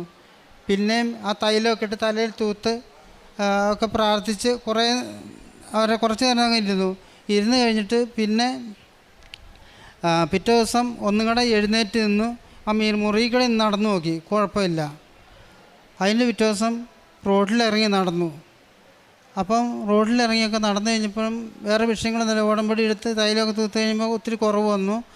വീണ്ടും ഇവിടെ വന്ന് പിറ്റേ മാസത്തിൽ ഇവിടെ വന്ന് അങ്ങനെ 4ാമത്തെ ഉടമ്പടിയാണ് ഞാൻ പുതുക്കുന്നത്. ഇപ്പോൾ എനിക്ക് ഇത് തുടങ്ങിയിട്ട് 1 വർഷം കഴിഞ്ഞു. ആ 4 ഉടമ്പടിയും 4 ഉടമ്പടി പുതുക്കി. ഇപ്പോൾ എനിക്ക് ഒമാനിലേക്ക് ചെല്ലാൻ പറഞ്ഞ് അവർ തിരിച്ചു വിളിച്ചേക്കാണ് എന്നെ, ജോലിക്ക് വേണ്ടി തന്നെ. എല്ലാവരും പറഞ്ഞു ഞാൻ മരിച്ചു പോവുള്ളൂ എന്ന് പറഞ്ഞ് എൻ്റെ സ്ഥലങ്ങളും എല്ലാം എഴുതിയെടുത്തു. അവർ സ്വന്തമാക്കി, വിഷയമില്ല. പിന്നെ അവർക്കൊരു പേടിയെന്ന് വെച്ചാൽ എൻ്റെ മക്കൾക്ക് അവർ സ്വന്തമായിട്ട് ആ സ്ഥലം എടുത്താലോ എന്ന് പേടിച്ചിട്ടാണ് അവരെടുത്തത്. അപ്പോൾ എനിക്ക് കിടക്കാൻ കിടപ്പടയില്ല. ഞാൻ വാടക ഇപ്പോൾ വന്നപ്പോഴും വാടകയ്ക്കാണ് കിടക്കുന്നത്. ഇപ്പോൾ തിരിച്ചു പോവുകയാണ്. എനിക്ക് വേറെ നോക്കാനില്ല. എന്നാലും അതല്ലല്ലോ, ജീവൻ തിരിച്ചു നൽകിയ അമ്മയ്ക്ക് വേണ്ടി ഞാൻ ഒരുപാട് കടപ്പെട്ടിരിക്കുന്നു. നന്ദി. ഒരുപാട് ആൾക്കാരെ ഞാൻ സഹായിച്ചിട്ടുണ്ട്. പത്രങ്ങൾ ഒരുപാട് സ്ഥലങ്ങളിൽ കൊണ്ട് കൊടുക്കും. ഇവിടുന്ന് കിട്ടിയ പത്രങ്ങളെല്ലാം ഞാൻ എല്ലാ വീട്ടുകളിലും കൊണ്ട് കൊടുക്കുകയുള്ളൂ. പിന്നെ വീട് പണിയണം എന്ന് പറഞ്ഞ് സഹായം ചോദിക്കുന്നവർക്ക് ഞാൻ അവിടുന്ന് ഗൂഗിൾ പേ ആയിട്ടൊക്കെ ഇഷ്ടംപോലെ പൈസകൾ അയച്ചു കൊടുത്തിട്ടുണ്ട്. ഒരുപാട് ആൾക്കാർക്ക് സഹായങ്ങളെല്ലാം ചെയ്യാറുള്ളതാണ്. ആശുപത്രിയിൽ ഫുഡ് കഴിക്കാൻ പശയില്ലാത്തവർക്ക് ആഹാരം മേടിച്ചു കൊടുക്കും. അങ്ങനെ എല്ലാം ഞാൻ ചെയ്താണ് നടന്നേക്കുന്നത്. ഇവിടെ വഴുത്തല എനിക്ക് പാറമടയിൽ ജോലിയായിരുന്നു, അത് കഴിഞ്ഞ് മരംപെട്ടായിരുന്നു. അങ്ങനെയൊക്കെ നടന്നിട്ടാണ് ഞാൻ ഗൾഫിൽ പോയത്. 10-15 വർഷം അവിടെ നിന്നു. അവിടെ നിന്ന് എൻ്റെ 2 മക്കളെ കെട്ടിച്ചുവിടാനുള്ള കാശും ഉണ്ടാക്കി അവരെ ഞാൻ കെട്ടിച്ചും വിട്ടു. പുതിയ ജീവൻ തന്ന ഈശോയ്ക്ക് എന്നേക്കും നന്ദി. എൻ്റെ ദൈവം രക്ഷയുടെ ദൈവമാണ്. മരണത്തിൽ നിന്ന് എനിക്ക് മോചനം നൽകേണ്ടതും നൽകുന്നതും ദൈവമായ കർത്താവാണ്. സങ്കീർത്തനം 68:20 വചനമാണ്. ഉടമ്പടി എന്നത് ദൈവത്തിൻ്റെ രക്ഷിക്കുന്ന സ്നേഹത്തിൽ ചേർന്ന് നിൽക്കുന്ന, പൂർണ്ണ വിശ്വാസത്തോടെ ചേർന്ന് നിൽക്കുന്ന ഒരു ആത്മീയ ബന്ധമാണ്. നമ്മുടെ ജീവിതത്തിലെ അസാധ്യങ്ങൾ ദൈവത്തെ ഏൽപ്പിക്കുന്ന ഒരു പ്രഖ്യാപനമാണ് ഉടമ്പടി എന്ന ഒരു ആത്മീയ ജീവിതം. പരിശുദ്ധ അമ്മയുടെ മധ്യസ്ഥതയിൽ ദൈവത്തിൻ്റെ ശക്തിയിൽ വിശ്വസിച്ച് ദൈവം എന്നെ സുഖപ്പെടുത്തും എന്ന പൂർണ്ണ വിശ്വാസത്തോടെ ദൈവത്തിൻ്റെ കരങ്ങളിൽ ഏൽപ്പിക്കുന്ന ഓരോ കാര്യങ്ങളും പിന്നീട് നമ്മുടെ അനുഗ്രഹമായിട്ട് മാറുകയാണ് ഓരോ പ്രാർത്ഥനയും. ഹൃദയം നുറങ്ങുന്നവരെ സൗഖ്യപ്പെടുത്തുന്ന ഒരു ദൈവമാണ് നമ്മുടെ കൂടെയുള്ളത്. കണ്ണീരോടെ വരുന്നവരെ കണ്ണീരൊപ്പുന്ന ഒരമ്മയാണ് കൃപാസനം അമ്മ. ആ അമ്മയുടെ മധ്യസ്ഥതയിലൂടെ ഈശോ പൂർണ്ണമായിട്ട് രോഗസൗഖ്യം നൽകി ഈ മകനെ അനുഗ്രഹിക്കുകയാണ് ചെയ്തത്. ഒരുപക്ഷെ മാനുഷികമായ ശക്തികൾ തകർന്നിരിക്കാം. എല്ലായിടത്തും നോ വരുമ്പോഴും അസാധ്യമാണെന്ന് പറയുമ്പോഴും സാധ്യമാക്കി തരുന്ന ഒരു ദൈവമാണ് നമ്മുടെ കൂടെയുള്ളത്. സമയ ചുരുക്കത്തിൻ്റെ അമ്മയാണ്.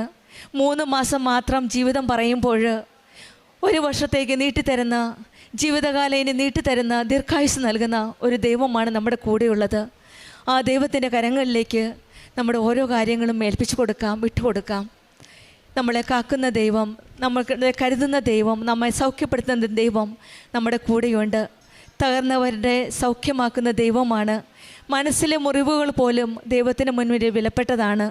അവിടുന്ന് നമ്മുടെ ആത്മാവിനെ ആശ്വസിപ്പിക്കുകയും ഉള്ളിലെ വേദന സൗഖ്യപ്പെടുത്തുകയും ചെയ്യുന്ന ദൈവം. ജീവിതത്തിൽ നമ്മൾ അനുഭവിക്കുന്ന നിരാശകളും വേദനകളും കഷ്ടതകളുമെല്ലാം ഹൃദയ മുറിവുകളാണ്. ആ മുറിവുകളെല്ലാം ദൈവത്തിൻ്റെ കരങ്ങളിലേക്ക് വിട്ടുകൊടുക്കാം. കൃപാസനം ഉടമ്പടി ദൈവത്തോട് ചേർന്ന് നിൽക്കാനുള്ള ഉറച്ച വിശ്വാസത്തേക്കുള്ള ഒരു ആത്മീയ പ്രതിജ്ഞയാണ്. ഉടമ്പടിയിലൂടെ നമ്മുടെ വേദനകൾ ദൈവത്തിൽ സമർപ്പിച്ചുകൊണ്ട് കൃപാസന മാതാവിൻ്റെ സന്നിധിയിൽ പ്രാർത്ഥിക്കുമ്പോൾ തകർന്ന ഹൃദയങ്ങളെ ദൈവം പുതുക്കുന്നു എന്ന് നമുക്കും വിശ്വസിക്കാം. ഉടമ്പടി മക്കളുടെ ജീവിതത്തിലെ മുറിവുകൾ സുഖപ്പെടുത്തുന്ന ദൈവമാണ് നമ്മുടെ ഓരോരുത്തരുടെയും കൂടെയുള്ളത്. കൃപാസനം അമ്മ നമ്മുടെ വേദനകൾ ഈശോയുടെ കരങ്ങളിലേക്ക് സമർപ്പിക്കുന്നു. തകർന്ന മനസ്സുകൾ പുതുക്കുന്ന അമ്മ നിരാശ പ്രത്യാശയാക്കുന്നു, വേദന അനുഗ്രഹമാക്കി മാറ്റുന്നു. ആ ദൈവത്തിൻ്റെക്ക് നമ്മുടെ ഓരോ പ്രശ്നങ്ങളും ബുദ്ധിമുട്ടുകളും നമ്മൾക്കും ഏൽപ്പിച്ചു കൊടുക്കാം. സുരേഷിനും നൽകിയ ഈ പുതിയ ജീവിതത്തിന് നമ്മൾക്ക് കരങ്ങളടിച്ച് ദൈവത്തെ കൃപാസന മാതാവിൻ്റെ പ്രത്യക്ഷീകരണത്തിന് സാക്ഷിയായി ഇവിടെ വന്ന് നിൽക്കാൻ സാധിച്ചതിന് പരിശുദ്ധ അമ്മയോടും തിരുക്കുമാരനോടും 1000 നന്ദി പറയുന്നു. എൻ്റെ പേര് പ്രീതി. ഞാൻ കണ്ണൂർ ജില്ലയിൽ നിന്ന് വരുന്നു. ഇതെൻ്റെ ഹസ്ബൻഡാണ് സ്മിച്ചോ. ഇതെൻ്റെ 3 മക്കൾ. ഞങ്ങളുടെ വിവാഹം കഴിഞ്ഞ് 6 വർഷമായി. ഞങ്ങൾക്ക് കുട്ടികളില്ലായിരുന്നു. ഒരുപാട് ട്രീറ്റ്മെൻറ്റ് ചെയ്തു. ഈ സമയം ഞാൻ 3 പ്രാവശ്യം പ്രഗ്നൻ്റായി. ആദ്യത്തെ പ്രാവശ്യം അബോർഷനായി, പിന്നെ രണ്ടാമത് വീണ്ടും പ്രഗ്നൻ്റായി, അതും അബോർഷനായി. 3ാമത് പ്രഗ്നൻ്റായി, അത് ട്യൂബൽ പ്രഗ്നൻസി ആയിരുന്നു. അങ്ങനെ ഡോക്ടർ പറഞ്ഞു ട്യൂബിലാണ്, അതുകൊണ്ട് ഒരു ട്യൂബ് എടുത്ത് കളയണമെന്ന് പറഞ്ഞു. അങ്ങനെ ട്യൂബ് എടുത്ത് കളഞ്ഞു. അത് കഴിഞ്ഞ് ഡോക്ടർ പറഞ്ഞു ഇനി നോർമലി ആയിട്ട് പ്രഗ്നൻ്റ് ആവാനുള്ള സാധ്യതയൊന്നുമില്ല, നിങ്ങൾക്ക് വേറെ എന്ത് ട്രീറ്റ്മെൻറ്റ് വേണമെങ്കിലും ചെയ്യാമെന്ന് പറഞ്ഞു. അങ്ങനെ ഞങ്ങൾ IVF ട്രീറ്റ്മെൻറ്റിലേക്ക് പോയി. പക്ഷേ അവിടെ നിന്നും ചെയ്ത് കഴിഞ്ഞിട്ട് അത് സക്സസ് ആയില്ല. അത് കഴിഞ്ഞ് ഡോക്ടർ പറഞ്ഞു ഇനി ഒരു ട്രീറ്റ്മെൻറ്റും ചെയ്യേണ്ട ആവശ്യമില്ല, നിങ്ങൾ ദൈവത്തോട് പ്രാർത്ഥിക്കാൻ പറഞ്ഞു. അങ്ങനെ ഞങ്ങൾ ദൈവത്തോട് പ്രാർത്ഥിച്ചുകൊണ്ടേയിരുന്നു. 1 വർഷത്തോളം ഞങ്ങൾ ട്രീറ്റ്മെൻ്റ് ഒന്നും ഇല്ലാതെ നിന്നു. ഇതേ സമയം എനിക്ക് PCODയുടെയും തൈറോയിഡിൻ്റെ അസുഖങ്ങളൊക്കെ ഉണ്ടായിരുന്നു. അപ്പോൾ ഡോക്ടർ പറഞ്ഞു ഇതിൻ്റെ മരുന്ന് മാത്രം കഴിച്ചുകൊണ്ടിരിക്കുക, വേറെ ഒന്നും കഴിക്കണ്ടെന്ന് പറഞ്ഞു. അങ്ങനെ എൻ്റെ ചേച്ചി വഴിയാണ് ഞാനിവിടെ കൃപാസന മാതാവിനെ പറ്റിയും കൃപാസന ഉടമ്പടിയെ പറ്റിയും ആദ്യമായി കേൾക്കുന്നത്. അങ്ങനെ 2018 ഞാനിവിടെ വന്ന് ഉടമ്പടി എടുത്തു. മാതാവിനോട് ഞാൻ കരഞ്ഞു പ്രാർത്ഥിച്ചു, മാതാവേ എനിക്കൊരു കുഞ്ഞിനെ തരുവാണെങ്കിൽ ഞാൻ ഇവിടെ വന്ന് സാക്ഷ്യം പറഞ്ഞോളാമെന്ന് പറഞ്ഞു. അങ്ങനെ 2018 ലാസ്റ്റ് മാസം ഞാനിവിടെ വന്നു ഉടമ്പടി എടുത്തു. ഉടമ്പടി പുതുക്കുന്നതിന് 3 മാസം ആകുന്നതിന് മുമ്പേ ഞാൻ പ്രഗ്നൻ്റായി. 2020 ജനുവരി 1-ാം തീയതി ഞങ്ങൾക്ക് ഒരു കുഞ്ഞിനെ തന്ന് മാതാവ് അനുഗ്രഹിച്ചു. 2022 ജൂലൈ 10-ാം തീയതി രണ്ടാമത്തെ കുഞ്ഞിനെ നൽകി അനുഗ്രഹിച്ചു. 2023 ജനുവരി 6-ാം തീയതി 3ാമത്തെ കുഞ്ഞിനെ നൽകി മാതാവ് അനുഗ്രഹിച്ചു. ഇതേ സമയം ഈ ഉടമ്പടി വസ്തുക്കൾ, അതായത് തൈലവും തേനും ഉപ്പും എല്ലാം ഞാൻ എൻ്റെ പ്രഗ്നൻ്റ് ആയപ്പോൾ തൊട്ട് ഞാൻ എൻ്റെ വയറിൽ തൊട്ട് പ്രാർത്ഥിക്കുമായിരുന്നു, മാതാവേ എൻ്റെ കുഞ്ഞിനെ അനുഗ്രഹിക്കണേ. അങ്ങനെ ദിവസവും മാതാവിൻ്റെ സാന്നിധ്യം ഞാൻ അനുഭവിച്ചറിഞ്ഞു. ഈ 3 പ്രഗ്നൻസിയിൽ എനിക്ക് ഓപ്പറേഷനായിരുന്നു. ഡോക്ടർ പറഞ്ഞു കോംപ്ലിക്കേഷൻ ഉണ്ടാകും, ഹൈ റിസ്ക് ആണ് എന്ന് പറഞ്ഞു. അന്നേരം എല്ലാം കരഞ്ഞ് മാതാവിനോട് പ്രാർത്ഥിച്ചു, മാതാവ് എൻ്റെ കുഞ്ഞുങ്ങൾക്കൊന്നും ഒരാപത്തും അപകടം ഒന്നും വരുത്തരുതേ എന്ന് പറഞ്ഞു. അത് കഴിഞ്ഞ് ഞാൻ മാതാവിൻ്റെ തൈലവും ഉപ്പും എല്ലാം തൂത്തു പ്രാർത്ഥിക്കുമായിരുന്നു. ദൈവത്തിൻ്റെ വചനം, കർത്താവിൻ്റെ ദാനമാണ് മക്കൾ, ഉദരഫലം അനുഗ്രഹീതമെന്ന വചനം ഞാൻ 1000 പ്രാവശ്യം എഴുതി പ്രാർത്ഥിച്ചു. ബൈബിള് നിരന്തരം വായിച്ചുകൊണ്ടേയിരുന്നു. അച്ഛൻ്റെ ധ്യാനം ഞങ്ങൾ എല്ലാ മാസവും ഇവിടെ വന്ന് കൂടുമായിരുന്നു. ഇവിടെ വന്ന് കൂടി പ്രേക്ഷിത പ്രവർത്തനത്തിനായി പത്രം വാങ്ങിച്ചു കൊണ്ടുപോയി ഞങ്ങളുടെ അടുത്തുള്ള വീടുകളിലും ഞാൻ പഠിച്ചുകൊണ്ടിരുന്ന സ്ഥലങ്ങളിലും അവിടെയെല്ലാം ഞാൻ വിതരണം ചെയ്തു. അവരോട് കൃപാസന മാതാവിനെ പറ്റിയും മാതാവിൻ്റെ അനുഗ്രഹങ്ങളെ പറ്റിയും എല്ലാം പറഞ്ഞ് മനസ്സിലാക്കി കൊടുത്തു. അങ്ങനെ കുറേ ആൾക്കാർ അന്ന് ആ സമയത്ത് ഞങ്ങളുടെ ആ നാട്ടിലോട്ടൊന്നും കൃപാസന മാതാവിനെ പറ്റി അങ്ങനെ അധികം അറിയില്ലായിരുന്നു. കൃപാസന മാതാവിനെ പറ്റി ഞാൻ വഴിയാണ് കുറേ ആൾക്കാർ ഇവിടെ വന്ന് കൃപാസന മാതാവിൻ്റെ എനിക്ക് കിട്ടിയ അനുഗ്രഹങ്ങൾ വഴിയാണ് കുറേ ആൾക്കാർ ഇവിടെ വന്ന് പ്രാർത്ഥിച്ച് അവരും അനുഗ്രഹം പ്രാപിച്ചു.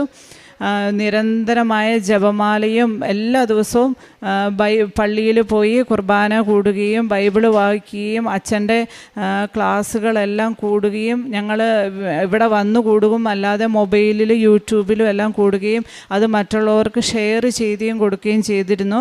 പിന്നെ ആത്മീയമായി അച്ഛൻ്റെ ക്ലാസ്സുകൾ കൂടുക, പ്രാർത്ഥിക്കുക, മാതാവിനോട് നിരന്തരം പ്രാർത്ഥിച്ച് ജപമാല ചൊല്ലുമായിരുന്നു. എല്ലാ ദിവസവും ഡെയിലി ബ്രെഡും അച്ഛൻ്റെ ഡെയിലി ബ്രെഡ് എല്ലാ ദിവസവും അരമണിക്കൂർ കൂടുതൽ വായിക്കും. അതുകൂടാതെ ബൈബിള് വചനം എഴുതി പ്രാർത്ഥിക്കും. ആ മക്കൾക്ക് ഉണ്ടാകുന്ന സമയത്തൊക്കെ ഒരുപാട് കോംപ്ലിക്കേഷൻസ് ഒക്കെ ഉണ്ടായിരുന്നു. അന്നേരം എല്ലാം മാതാവിൻ്റെ തൈലും തൂത്തും മാതാവിന് ഇവിടെ വന്ന് സാക്ഷ്യം പറയാമെന്ന് നേർന്ന് അവരുടെ എല്ലാ അസുഖങ്ങളും മാറ്റി തന്നു. മാതാവിനും തിരുക്കുമാരനും 1000 നന്ദി പറയുന്നു. ഇപ്പോഴും ഞാൻ വിശ്വസിക്കുന്നു ഇത് എൻ്റെയോ വൈദ്യശാസ്ത്രത്തിൻ്റെ ഒന്നും മൂലമല്ല, മാതാവിൻ്റെ ഒറ്റ അനുഗ്രഹത്താലാണ് മാതാവ് ഞങ്ങൾക്ക് വേണ്ടി മാധ്യസ്ഥം വഹിച്ച് തിരുക്കുമാരൻ്റെ അടുത്തുനിന്ന് ഞങ്ങൾക്ക് ഈ 3 കുഞ്ഞുങ്ങളെ മാതാവ് തന്നതാണ് എന്ന പൂർണ്ണമായ ഉറച്ച വിശ്വാസവും ബോധ്യവും എനിക്കുണ്ട്. അതുകൊണ്ട് പരിശുദ്ധ അമ്മയോടും തിരുക്കുമാരനോടും കോടാനുകോടി നന്ദി ഇവിടെ പറയുകയാണ്. അതേപോലെ ഇനിയും മുന്നോട്ടുള്ള ജീവിതത്തിൽ ഉടമ്പടി ജീവിതം മുടക്കാതെ നിരന്തരമായി ദൈവത്തോട് പ്രാർത്ഥിച്ചും ജപമാല ചൊല്ലിയും വിശുദ്ധ കുർബാനയിലും മുടക്കം വരുത്താതെയും എല്ലാം പ്രാർത്ഥിച്ച് മുന്നോട്ട് പോകണമെന്നാണ് ഞാൻ ആഗ്രഹിക്കുന്നത്. ദൈവത്തിന് 1000 നന്ദി. ഞങ്ങൾ ആദ്യമായി ഇവിടെ ഉടമ്പടി എടുക്കാൻ വന്ന സമയത്ത് ഞങ്ങൾക്ക് അച്ഛനെ കണ്ട് പ്രാർത്ഥിക്കാനുള്ള അനുഗ്രഹം കിട്ടി. അച്ഛൻ ഞങ്ങളുടെ തലയിൽ കൈവച്ച് പ്രാർത്ഥിച്ചിട്ട് പറഞ്ഞു, നിങ്ങളുടെ വിഷമം പരിശുദ്ധ അമ്മ കാണുന്നുണ്ട്, നിങ്ങൾക്ക് സന്തോഷമായിട്ട് നിങ്ങൾ മുന്നോട്ട് പോകുക, നിങ്ങൾ മാതാവിൻ്റെ അടുത്ത് വീണ്ടും ഇവിടെ വന്ന് സാക്ഷ്യം പറയാനുള്ള അനുഗ്രഹം മാതാവ് തരുമെന്ന് അന്ന് ഞങ്ങളോട് അച്ഛൻ പറഞ്ഞിരുന്നു. കർത്താവിൻ്റെ ദാനമാണ് മക്കൾ, ഉദരഫലം ഒരു സമ്മാനവും. സങ്കീർത്തനം 127 3-ാം വചനമാണ്. മക്കൾ ദൈവത്തിൻ്റെ ദാനമാണ്. ദൈവം നമ്മെ വിശ്വസിച്ച് നമുക്ക് ഏൽപ്പിക്കുന്ന ഒരു അനുഗ്രഹവും ദൗത്യവുമാണ് മക്കൾ. ഈ മക്കൾക്ക് വേണ്ടിയിട്ടാണ് പ്രീതി തോമസും ഹസ്ബൻഡും 6 വർഷത്തോളം കാത്തിരുന്നത്. ഇവിടെ വന്ന് പ്രാർത്ഥിക്കുകയും ചെയ്യുമായിരുന്നു. 6 വർഷത്തോളം മക്കൾക്ക് വേണ്ടി കാത്തിരുന്നു, കണ്ണീരോടെ പ്രാർത്ഥിച്ചു. 6 വർഷക്കാലം ആദ്യത്തെ പ്രഗ്നൻസി അബോർഷനായിപ്പോയി. രണ്ടാമത് വീണ്ടും പ്രഗ്നൻ്റായി, അതും അബോർഷനായിപ്പോയി. 3-ാമത്തെ പ്രഗ്നൻസി ട്യൂബൽ പ്രഗ്നൻസി ആയിരുന്നു. പിന്നീട് പല ട്രീറ്റ്മെൻറ്റ് ചെയ്തു, IVF പോലും ചെയ്തു, അത് ഫെയിലായി. പിന്നീട് ഡോക്ടർ തന്നെ പറഞ്ഞു ഇനി ട്രീറ്റ്മെൻ്റ് ഒന്നും വേണ്ട. 1 വർഷത്തോളം എല്ലാം സ്റ്റോപ്പ് ചെയ്ത് ഒരു ട്രീറ്റ്മെൻറ്റും ഇല്ലാതെ പിന്നീടാണ് പരിശുദ്ധ അമ്മ ജീവനോടെ പ്രത്യക്ഷപ്പെട്ട ഈ ആലയത്തെപ്പറ്റി, കൃപാസനത്തെപ്പറ്റി ഇവർ അറിയുകയും ഇവിടെ വന്ന് പ്രാർത്ഥിച്ച് ഉടമ്പടി എടുക്കുകയും ചെയ്തത്. അതിൻ്റെ ഫലമായിട്ടും ആദ്യത്തെ ഉടമ്പടിയിൽ തന്നെ ബഹുമാനപ്പെട്ട ജോസഫ് അച്ഛനെ കാണുകയും അച്ഛൻ സൈത്ത് കൊടുത്ത് ഇവർക്ക് പ്രാർത്ഥിച്ചിട്ട് പറഞ്ഞു, വിഷമിക്കേണ്ട, നിങ്ങളുടെ സങ്കടം പരിശുദ്ധ അമ്മ കാണുന്നുണ്ട് എന്നാണ്, വന്ന് സാക്ഷ്യം പറയണമെന്നും പറഞ്ഞു. അതുമൂലം അച്ഛൻ്റെ കൈവപ്പ് ശുശ്രൂഷയുടെ അനുഗ്രഹത്താലും ഇവിടെ ഉടമ്പടി എടുത്ത ഉടനടി, അതായത് 1 മാസം ഒരു ഉടമ്പടി തീർത്തില്ല, 90 ദിവസം തീർത്തില്ല. ആ 90 ദിവസം തീരുന്നതിന് മുമ്പ് തന്നെ പെട്ടെന്ന് തന്നെ ഉടനടി പരിഹാരം എന്ന് പറഞ്ഞ പോലെ 6 വർഷം സാധിക്കാത്ത കാര്യമാണ്. 3 അബോർഷനായി, ട്രീറ്റ്മെൻറ്റ് ചെയ്തു, IVF ചെയ്തു, ഒന്നും ഫലിക്കാതിരുന്നപ്പോഴാണ് ഇവിടെ വന്ന് അച്ഛൻ്റെ കൈവപ്പ് ശുശ്രൂഷ വഴി അനുഗ്രഹം ലഭിക്കുകയും അച്ഛൻ ഈ വചനം പറയുകയും ചെയ്തപ്പോഴും ആ ആദ്യത്തെ ഉടമ്പടിയിൽ തന്നെ ഈ മകൾ കൺസീവ് ആവുകയാണ്.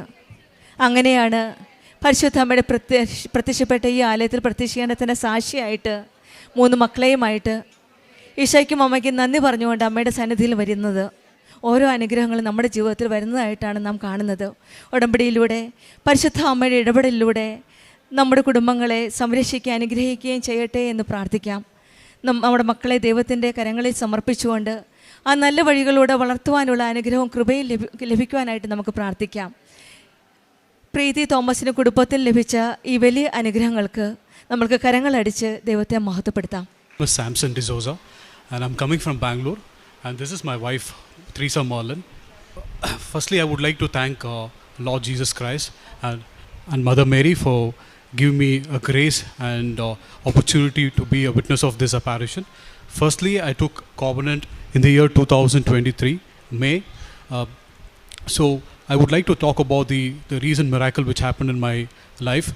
In the year 2025, May 12th, I got laid off from my job. I lost my job, and I was looking for a better opportunity, but I did not get a job for first 3 months. It was very difficult for us as a family to run our daily life. So what I did, I came to Kripasanam on August 25th, and I renewed my covenant, and I prayed, and I kept my job opportunity as my first intention, and went back home. I started praying. It went 1 month, but I did not get any opportunity. So I came here for a rosary rally on in the month of October, me and my wife, and we took part in the rosary rally, and I prayed here with tears. I was praying continuously. I knelt down here and I was praying, saying that I should get job within 90 days from the day when I took Udambadi. So I went back home and I continued praying. So I was going through a lot of distress. I was upset because I was not getting job. So me and my wife, one day we got into argument, and I was very down. So what I did, I prayed, and then I took my phone. I was just searching on Google. Then all of a sudden I got an opportunity, contact details of one of the consultancy, and I just called them up. And other end, I heard one of the ladies speaking to me, and I told her that, I'm looking out for a job. I was working as an operational manager, but now I did not get a job. I'm okay in downgrading my position, and I'm okay to get half the salary what I was getting. And the person who was talking to the other end said that, since you're already working in a better position, why do you want to degrade yourself? So she said that there is an opening. She started lining up the interviews for me. All this was happening on every Tuesdays, and since I was jobless for 7 months, I lost the touch of it, and I was very nervous during my interviews. So I used to pray. I used to apply the holy oil and holy salt, and I used to go for interviews. And it was a miracle that I was clearing every round. It was almost 5 to 6 rounds of interview. And meanwhile, I was also praying that it is not my will, it's God's will. So I was praying for that. And I got one more opportunity for different companies. Simultaneously, there was 2 interviews happening with 2 different companies. So I was praying that I should get job within 90 days. So 60 days is done, 70 days is done. All of a sudden, it was like 3 more days to go. Then I got a job offer, and they said that I have to join on 24th of November, which was my last day of the covenant. So Mother Mary ensured that I got the job within 90 days. While I joined, there was one more hurdle where the university where I did my, it was institute where I did my graduation, that institute got closed. So I was very, very much worried about the background verification. So I was upset. So it was December 11th. I took part of Daily Bread. In that, Father Joseph told that there is someone who's been worried about the job, and he's thinking, he's worried to make a decision. So he told that by 12 o'clock he will make a decision and it will be positive. So I went back to the office and I spoke to the HR. Okay, told that this is what my problem is, and HR said that it's not a problem. Okay, and they offered me job, and now I'm working as a operational manager in one of the companies in Mangalore, and it's all because of God's grace. It's not by my merit. It's all because of God's grace. From the book of Genesis, chapter 39, verses 5. From the time he put him in charge of his household and of all that he owned, the Lord blessed the household of the Egyptian because of Joseph. The blessing of the Lord was on everything Potiphar had, both in the house and in the field. As we heard the best testimony of Samson D'Souza, it is a testimony of the intervention of Mother Mary's time shortening. As he was working in a private sector as the operator manager, all of a sudden he lost his job. And as we know, when we lose something, our job or position or something, it disturbs everywhere, our family, and the issues becomes arguing and blaming and things so on. But he took a good option that he came to know about Kripasanam, and he made the covenant. He entered into covenant, and immediately within 90 days he got a job opportunity. You know, when we go to the Ruth's book of Ruth, we can see that she came out when her husband died and her mother-in-law was a widow. Both of them came out from their place and they were looking for a job. Ruth was so obliged and so obedient to the mother-in-law, and they were serving each other.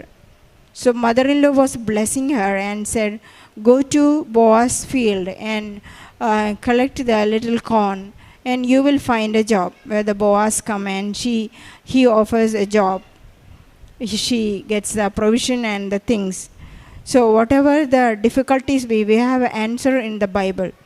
Job is giving a better option, and all the prophets are giving the better options. Whatever everything is in zero, God will work there. That is the covenant. Covenant making is a promise that we are entering into a promise, and me and my God is coming to an agreement that I and my God will be working together. I have to do my condition. God will do his condition. That is a fulfillment of the promises. God is doing his best part, that is providing us everything, granting us everything. But for us, it is the weakness that there is a saying in English, man gets and forgets, and God gives and forgives. That's very true. Let's not be like that. Let us be always thankful to Jesus, our God, our Savior. Only because he is only the person, only God, he can save us. In Samson D'Souza's case, it's the same. Jesus is the only Savior for him. He was trying, and also he had a big big struggle. He lost his certificate, PG certificate. He was looking and searching everywhere, whereas the university was closed over. But Jesus had the option for us. Whatever we lose, whatever we miss, everything, Jesus will provide us. That is the covenant. So we need not to be worried. Let us be thankful always. Let us give a big round of applause. Let us give our hands together and give glory to Jesus and Mama Mary and conclude. അമ്മയ്ക്കും ഈശോയ്ക്കും 1000 നന്ദി ഞാൻ പറയുന്നു. എൻ്റെ പേര് Elizabeth. ഞാൻ കോട്ടയം ജില്ലയിലെ എളങ്കുളം എന്ന ഇടവകയിൽ നിന്ന് വരുന്നു. ഞാനൊരു നേഴ്സാണ്. 2023 ആണ് ഞാനിവിടെ ആദ്യമായിട്ട് ഉടമ്പടി എടുത്തത്. എൻ്റെ മമ്മി വഴിയാണ് ഞാനിവിടെ ആദ്യമായിട്ട് ഉടമ്പടി എടുക്കാൻ വരുന്നത്. 2024 ഞാൻ നഴ്സിംഗ് പാസ്സായത്. 2024 നഴ്സിംഗ് പാസ്സായതിനു ശേഷം എല്ലാ നഴ്സുമാരെയും പോലെ തന്നെ വിദേശത്ത് പോയി ജോലി ചെയ്യണം എന്നുള്ളതായിരുന്നു എൻ്റെ ആഗ്രഹം. അതിന് വേണ്ടിയിട്ട് ഞാൻ OET പഠിക്കാൻ വേണ്ടിയിട്ട് പോയി. ഇത് എൻ്റെ രണ്ടാമത്തെ സാക്ഷിയാണ് ഈ അൽത്താരയിൽ നിന്നുള്ള. OET പഠിക്കാൻ വേണ്ടിയിട്ട് പോയ സമയത്ത് ഞാൻ മാതാവിനോട് പ്രാർത്ഥിച്ച് ഇവിടെ വന്ന ഉടമ്പടി പുതുക്കിയിട്ടാണ് ഞാൻ പോയത്. OETയുടെ എക്സാം സെൻറ്ററിൽ പോയപ്പോഴും ഞാൻ ഉപ്പ് വിതറി പ്രാർത്ഥിച്ച് മാതാവിൻ്റെ കാശുരൂപവും തൈലവും ഒക്കെ തേച്ചാണ് ഞാൻ എക്സാമിന് പോയത്. ആ എക്സാം എനിക്ക് പാസ്സായി. പിന്നീട് ഞാൻ നഴ്സിങ്ങിന് റിക്രൂട്ട്മെൻറ്റ് എല്ലാം സ്റ്റോപ്പായി. UK നഴ്സുമാരെ എടുക്കുന്നില്ലാത്തൊരു സ്ഥിതിയായി. അപ്പോൾ എൻ്റെ ബ്രദറ് UK അപ്പോൾ ഇത്രയും കഷ്ടപ്പെട്ട് മാതാവിനോട് പ്രാർത്ഥിച്ച് എഴുതിയൊരു എക്സാം വെറുതെ എക്സ്പയർ ആയി പോകുന്നതിന് മുമ്പ് തന്നെ അവിടെ പോയി പിൻ നമ്പർ എടുക്കാൻ വരാൻ വേണ്ടിയിട്ട് പറഞ്ഞു എന്നോട്. അപ്പം എന്നോട് പറഞ്ഞു വിസിറ്റിംഗ് വിസയിൽ നീ കയറി വരാൻ പറഞ്ഞു. അപ്പോഴും ഞാൻ മാതാവിനോട് ഇവിടെ വന്ന ഉടമ്പടി പുതുക്കി. അപ്പോൾ എനിക്ക് മാതാവിനെയാണ് ഉടമ്പടി പുതുക്കി കഴിഞ്ഞപ്പോൾ എടുക്കാൻ കിട്ടിയത്. അപ്പം ഞാൻ എൻ്റെ പാസ്പോർട്ട് മാതാവിൻ്റെ രൂപത്തിൻ്റെ അടി വെച്ച് ഞാൻ പ്രാർത്ഥിച്ചു. മാതാവിനോട് പറഞ്ഞു ഇപ്പം ഞാൻ വിസിറ്റിംഗ് വിസയുടെ സ്റ്റാമ്പിലാണ് ഞാൻ കയറി പോകുന്നത്. തിരിച്ച് ഇവിടെ വരുമ്പോൾ എനിക്ക് ഒരു വർക്ക് വിസയുടെ സ്റ്റാമ്പ് അടിച്ച് ഇവിടെ വന്ന് സാക്ഷ്യം പറയാനുള്ള അനുഗ്രഹം എനിക്ക് തരണേന്ന് ഞാൻ പ്രാർത്ഥിച്ചു. അപ്പം എനിക്ക് വിസ അടിച്ച് കിട്ടിയത് സെപ്റ്റംബർ 7 മുതൽ മാർച്ച് 7 വരെയുള്ള ദിവസമാണ്. മാതാവിൻ്റെ ദിവസമായിട്ടുള്ള 7 എന്നുള്ള ഡേറ്റാണ് എനിക്ക് അവിടെയും കിട്ടിയത്. അങ്ങനെ ഞാൻ മാതാവിൻ്റെ ബർത്ത്ഡേയുടെ അന്ന് സെപ്റ്റംബർ 8 ഞാൻ UK പോയി ഞാൻ പിൻ നമ്പർ എടുക്കാൻ വേണ്ടി പോയതാണ്. അപ്പോൾ അവിടെ OSCE എക്സാമാണ് എഴുതേണ്ടത്. 3 അറ്റംപ്റ്റേ ഉള്ളൂ. ഒരു എക്സാമിന് ഏകദേശം 80,000 രൂപയോളം മുടക്കി ഞാൻ എഴുതുന്ന എക്സാമാണ്. അപ്പോഴും ഞാൻ പ്രാർത്ഥിച്ചു, മാതാവേ എനിക്ക് ഫസ്റ്റ് അറ്റംപ്റ്റിൽ തന്നെ എനിക്ക് പാസ്സാവാൻ പറ്റണം, ഇത്രയും കഷ്ടപ്പെട്ട് എഴുതുന്ന പരീക്ഷയാണ്, ഇനി ഒരു അറ്റംപ്റ്റും കൂടെ എന്നെ എഴുതിപ്പിക്കരുതേന്ന് പ്രാർത്ഥിച്ചു. അങ്ങനെ ഞാനും എൻ്റെ ഒരു ഫ്രണ്ടും ഉണ്ടായിരുന്നു. ഞങ്ങൾ എക്സാം സെൻറ്ററിനോട് ചേർന്നൊരു ഹോട്ടലിൽ തലേ ദിവസം ഞങ്ങൾ റൂം എടുത്തു. അന്ന് തന്നെ ഞങ്ങൾ എക്സാം സെൻറ്റർ പോയി കണ്ടു. പക്ഷേ പിറ്റേ ദിവസം 7:30-ക്കാണ് ഞങ്ങൾക്ക് എക്സാമിന് റിപ്പോർട്ട് ചെയ്യേണ്ട ടൈം. ഞങ്ങൾ എക്സാം സെൻറ്ററിൽ പോയി. പക്ഷെ ഞങ്ങൾ ഒത്തിരി അവിടെ നിന്ന് കറങ്ങി. പക്ഷേ ഞങ്ങൾ ഉദ്ദേശിച്ച സെൻറ്റർ ആയിരുന്നില്ല ശരിക്കുള്ള യഥാർത്ഥത്തിലുള്ള എക്സാം സെൻറ്റർ. 7:20 വരെ ഞങ്ങൾ ആ എക്സാം സെൻറ്റർ തപ്പി നടന്നു. UK പഞ്ച്വാലിറ്റി ഭയങ്കര ഇമ്പോർട്ടൻ്റ് ആണ്. നമ്മൾ ലേറ്റ് ആയിക്കഴിഞ്ഞാൽ നമ്മൾ എക്സാമിന് അവരെ എഴുതിപ്പിക്കില്ല. അപ്പം വെറും 10 മിനിറ്റേ ഇനി മുമ്പിലുള്ളൂ. അപ്പം ഞങ്ങൾ ഗൂഗിൾ മാപ്പ് ഇട്ട് നോക്കി കഴിഞ്ഞപ്പം യഥാർത്ഥത്തിൽ ഞങ്ങൾ എക്സാം എഴുതുന്ന സെൻറ്ററിലേക്ക് 25 മിനിറ്റ് ഞങ്ങൾക്ക് ഇനി നടക്കാനുണ്ട്. അപ്പോൾ ഇത്രയും പൈസ മുടക്കി എഴുതുന്ന എക്സാം എഴുതാൻ പറ്റില്ല, ആകെ 3 അറ്റംപ്റ്റേ ഉള്ളൂ. അപ്പോൾ ഞാൻ മാതാവിനോട് അവിടെ തന്നെ ഉപ്പിട്ട് ഞാൻ പ്രാർത്ഥിച്ചു, എക്സാം തോപ്പിച്ചാലും കുഴപ്പമില്ല, എങ്ങനെയും എനിക്ക് എക്സാം ഒന്ന് എഴുതിയാൽ മതി, മാതാവേ അതിനുള്ള കൃപ എനിക്ക് തരണേന്ന് ഞാൻ പ്രാർത്ഥിച്ചു. ആരും ഇവിടെ ഇല്ല. കറക്റ്റ് സമയമായപ്പം ഒരു ഇംഗ്ലീഷുകാരൻ അവിടെ നിൽക്കുന്നത് ഞാൻ കണ്ടു. ഞാൻ ആ മനുഷ്യൻ്റെ അടുത്തേക്ക് ഓടിച്ചെന്നു. ഞാൻ ഇപ്പോഴും വിശ്വസിക്കുന്നത് മാതാവ് ഞങ്ങൾക്ക് വേണ്ടിയിട്ട് അവിടെ ഒരാളെ ഒരുക്കി തന്നതാണെന്നാണ്, സഞ്ചാരി മാതാവ് ഒരുക്കി തന്നതാണെന്നാണ് ഞാൻ വിശ്വസിക്കുന്നത്. അങ്ങനെ ഞാൻ അദ്ദേഹത്തിൻ്റെ അടുത്ത് ചെന്ന് ഞാനിങ്ങനെ പറഞ്ഞു, ഞങ്ങളിങ്ങനെ എക്സാം എഴുതാൻ വന്നതാണ്, ഇന്ത്യയിൽ നിന്ന് വന്നതാണ്, ഞങ്ങളുടെ സമയം പോയി, ഇനി വെറും 10 മിനിറ്റേ ഞങ്ങൾക്ക് മുമ്പിലുള്ളൂ, 25 മിനിറ്റാണ് ഞങ്ങൾക്ക് നടക്കാൻ കാണിക്കുന്നത്, ഞങ്ങളെ ഒന്ന് സഹായിക്കൂ. ആ മനുഷ്യന് ഒരു മടിയും കൂടാതെ ഞങ്ങളെ കറക്റ്റ് സമയത്ത് എക്സാം സെൻറ്ററിൽ കയറി, ഇനി 5 മിനിറ്റ് ഉണ്ട്, ആ സമയം 5 മിനിറ്റും കൊണ്ട് ആ മനുഷ്യൻ ഞങ്ങളെ ആ എക്സാം സെൻറ്ററിൽ ഞങ്ങളെ എത്തിച്ചു. മാതാവ് ഒരുക്കി തന്നയാളാണെന്നാണ് ഞാൻ ഇപ്പോഴും വിശ്വസിക്കുന്നത്. ആരും ഇല്ലായിരുന്നു ആ സമയത്ത്, എക്സാം പോലും എഴുതാൻ പറ്റാതിരിക്കേണ്ട ഒരു സാഹചര്യമായിരുന്നു അവിടെ ഉണ്ടായിരുന്നത്. മാതാവിൻ്റെ ഇടപെടൽ കാരണം എനിക്ക് ആ എക്സാം എഴുതാൻ വേണ്ടി പറ്റി.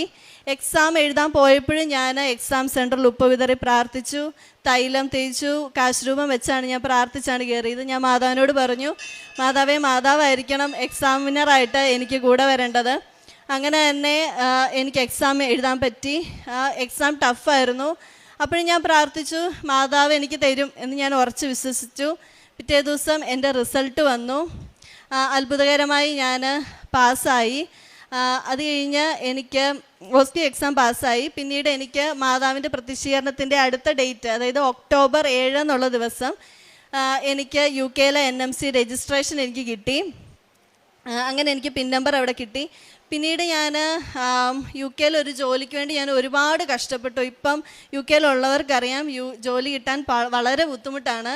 അപ്പം ഞാൻ 2000-ന് മേലെ ഞാൻ ആപ്ലിക്കേഷൻ അവിടെ ഇട്ടു. അപ്പം എൻ്റെ ഒരു അറിവിൽ കെയർ ഹോമാണ് എനിക്ക് കിട്ടാൻ എളുപ്പം എന്നാണ് ഞാൻ വിചാരിച്ചത്. ഒരു NHS കിട്ടാനുള്ളൊരു യോഗ്യത എനിക്കില്ല എന്ന് ഞാൻ ഉറച്ചു വിശ്വസിച്ചായിരുന്നു അപ്പോഴും. കാരണം അതിനുള്ള ഒരു ഇംഗ്ലീഷ് ഫ്ലുവൻസിയോ അതിനുള്ള കഴിവോ ഒന്നും എനിക്കില്ല. അപ്പം ഞാൻ NHS അപ്ലൈ ചെയ്തേയില്ല. പകരം ഞാൻ 2000 ആപ്ലിക്കേഷൻ ഞാൻ കെയർ ഹോമുകളിൽ ഞാൻ അപ്ലൈ ചെയ്തു. 6 സ്ഥലത്തുനിന്ന് കെയർ ഹോമുകളിൽ എനിക്ക് ഇൻ്റർവ്യൂ കിട്ടി.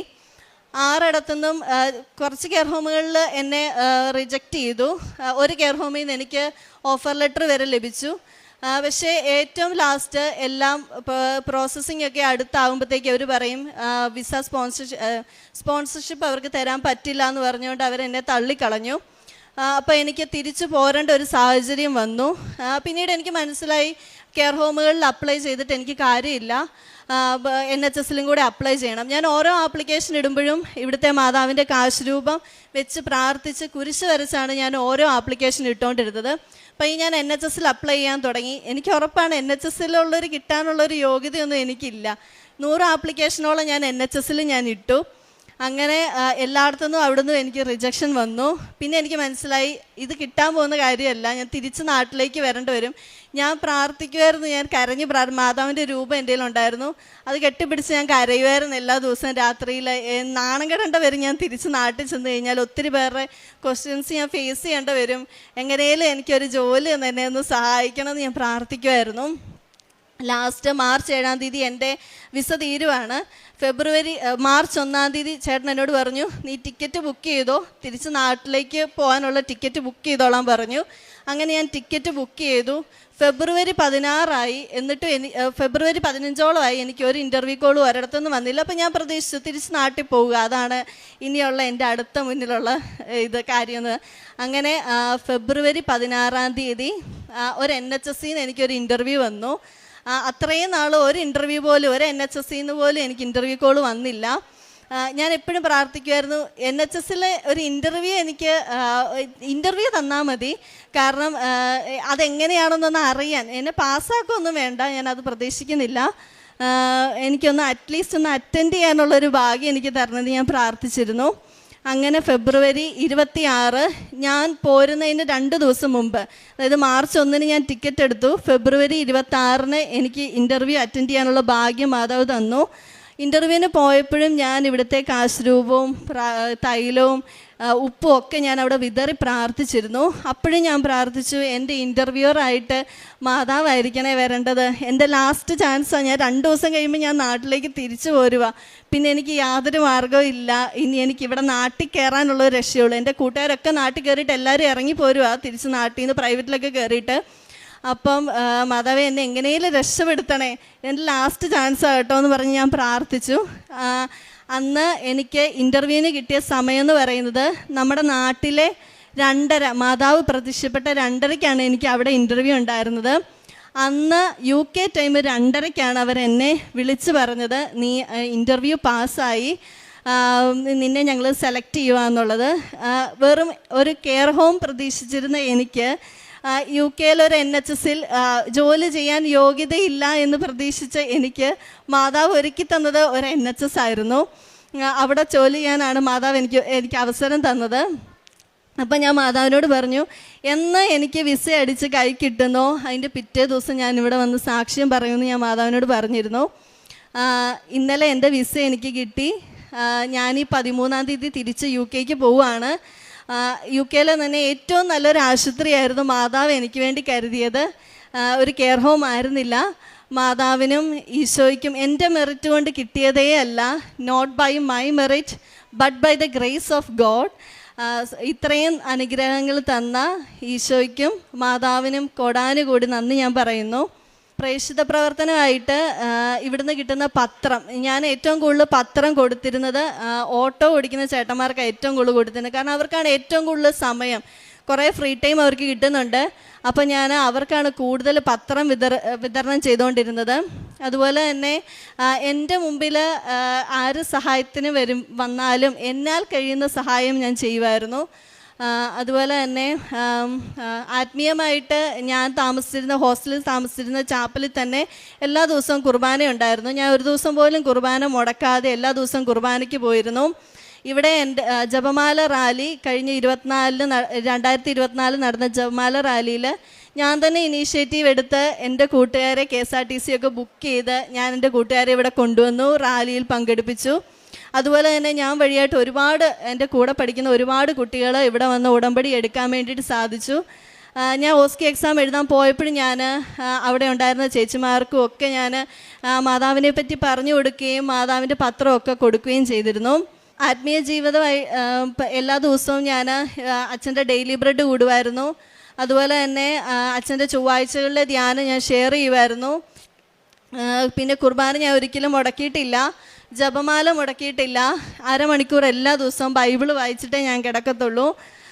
ഇത്രയും അനുഗ്രഹങ്ങൾ തന്ന മാതാവിനും ഈശോയ്ക്കും കോടാനുകോടി നന്ദി പറയുന്നു. ഇനിയും മുന്നോട്ട് ഞാൻ ഈ ഓടമ്പടി ജീവിതം തന്നെ നയിക്കാനാണ് തീരുമാനിച്ചത്. അവരുടെ കഷ്ടതകളിൽ ദൂതനെ അയച്ചില്ല, അവിടുന്ന് തന്നെയാണ് അവരെ രക്ഷിച്ചത്. തൻ്റെ കരുണയിലും സ്നേഹത്തിലും അവിടുന്ന് അവരെ കരങ്ങളിൽ വഹിച്ചു. യെശയ്യാ പ്രവാചകൻ്റെ പുസ്തകം 63-ാം അധ്യായം 9-ാം വചനമാണ്. നമ്മുടെ കഷ്ടതകളിൽ, നമ്മുടെ വേദനകളിൽ കൂടെ നിൽക്കുന്ന ഒരു ദൈവത്തെയാണ് നാം കാണുന്നത്. ഉടമ്പടി വഴി നമുക്ക് ഏറ്റവും കൂടുതൽ അനുഭവിക്കാൻ സാധിക്കുന്നത് ദൈവത്തിൻ്റെ ദൈവ സാന്നിധ്യമാണ്. ഓരോ മക്കളുടെ സാക്ഷ്യത്തിലും നാം കേൾക്കുന്നത് ദൈവ സാന്നിധ്യം അവരെങ്ങനെ അവരുടെ ജീവിതത്തിൽ അനുഭവിച്ചു എന്നാണ്. ഉടമ്പടി മക്കൾ മറ്റു മക്കളിൽ നിന്ന് വ്യത്യസ്തരാണ്. കാരണം അവരുടെ കൂടെ എപ്പോഴും ദൈവത്തിൻ്റെ ഒരു സാന്നിധ്യമുണ്ട്, ദൈവം കൂടെയുണ്ട്. കരം പിടിച്ച് നടത്തുന്ന ഒരമ്മയുണ്ട് നമ്മുടെ കൂടെ എന്നുള്ളതാണ് ഓരോ സാക്ഷ്യങ്ങളും നമുക്ക് വെളിപ്പെടുത്തി തരുന്നത്. ഉടമ്പടിയിലുള്ള ആ സ്നേഹബന്ധമാണ്, സ്നേഹത്തിലേക്കുള്ള ഒരു വീണ്ടെടുപ്പാണ്. നാം ഒറ്റയ്ക്കല്ല, നമ്മുടെ കൂടെ നമ്മുടെ ദൈവമുണ്ട് എന്നുള്ളൊരു ഉറപ്പാണ് നമുക്കുള്ളത്. എലിസബത്ത് സെബാസ്റ്റ്യൻ എന്ന മകളുടെ സാക്ഷ്യത്തിലും നാം അത് തന്നെയാണ് മനസ്സിലാക്കാൻ സാധിക്കുന്നത്. നമ്മുടെ ജീവിതത്തിൽ, നമ്മുടെ കഷ്ടതയിൽ നമ്മുടെ കൂടെയുള്ള ദൈവത്തെ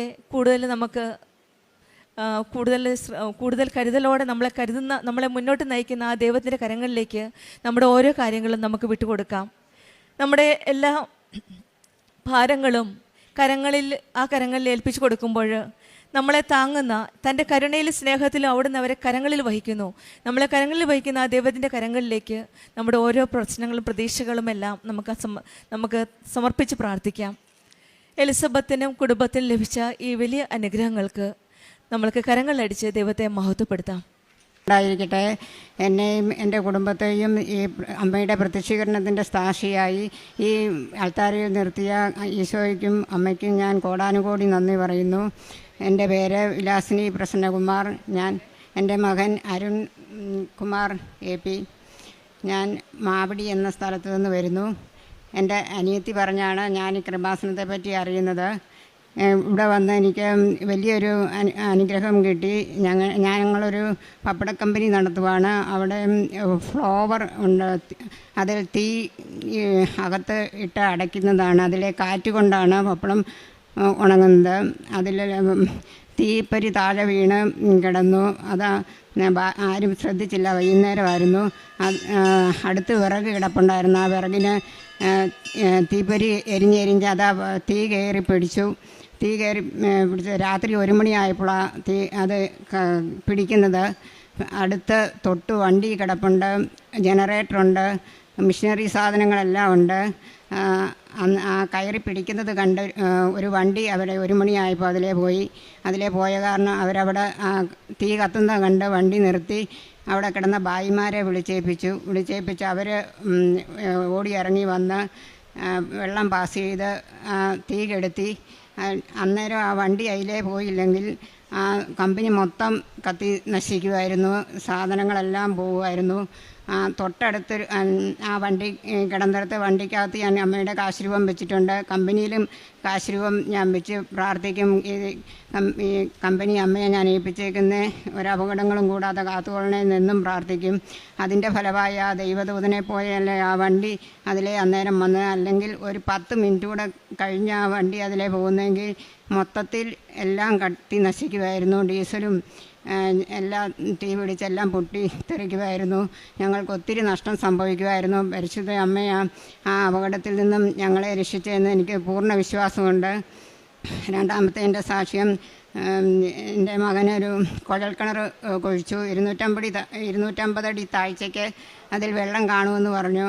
250 താഴ്ന്നിട്ടും അതിൽ വെള്ളമില്ലായിരുന്നു. പിന്നെ പിറ്റേ ദിവസം അവർ ബാക്കി കുഴിച്ച 350 അടി താഴ്ത്തിയിട്ടും വെള്ളം കണ്ടില്ല.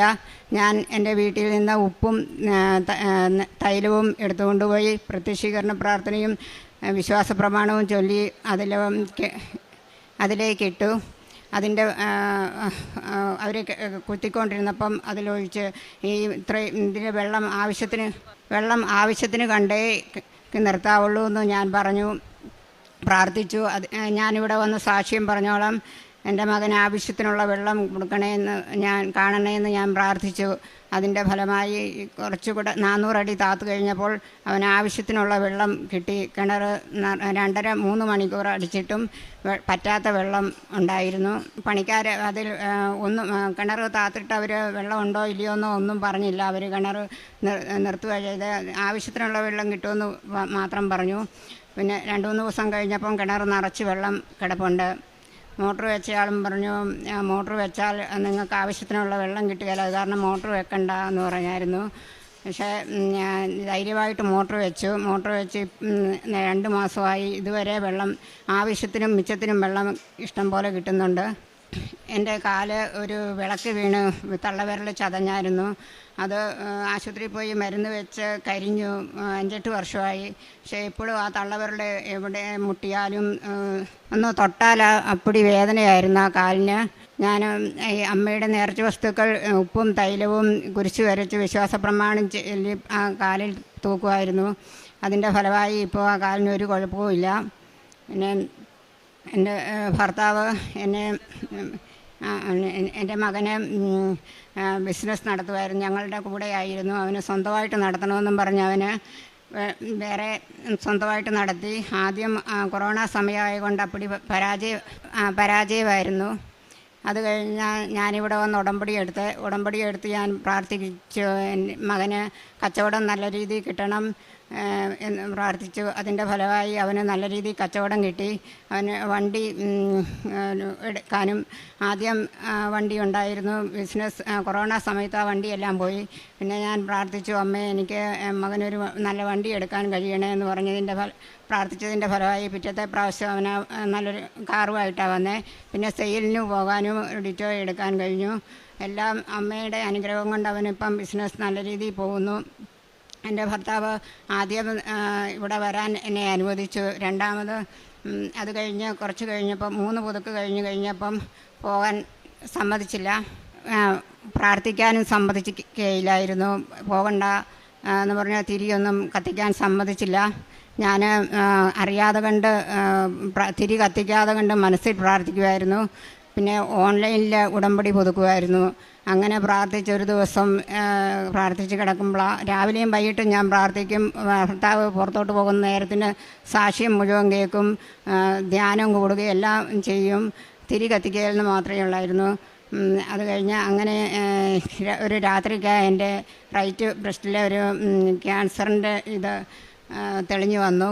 അത് എൻ്റെ ഭർത്താവിനെ വിശ്വാസത്തിലേക്ക് നയിക്കാൻ എനിക്ക് വന്നതാണെന്ന് ഞാൻ വിശ്വസിക്കുന്നു. അത് കണ്ടു. ഞാൻ ആശുപത്രിയിൽ പോയി ബയോപ്സിക്ക് വിട്ടപ്പം ക്യാൻസറാണെന്ന് അറിഞ്ഞു.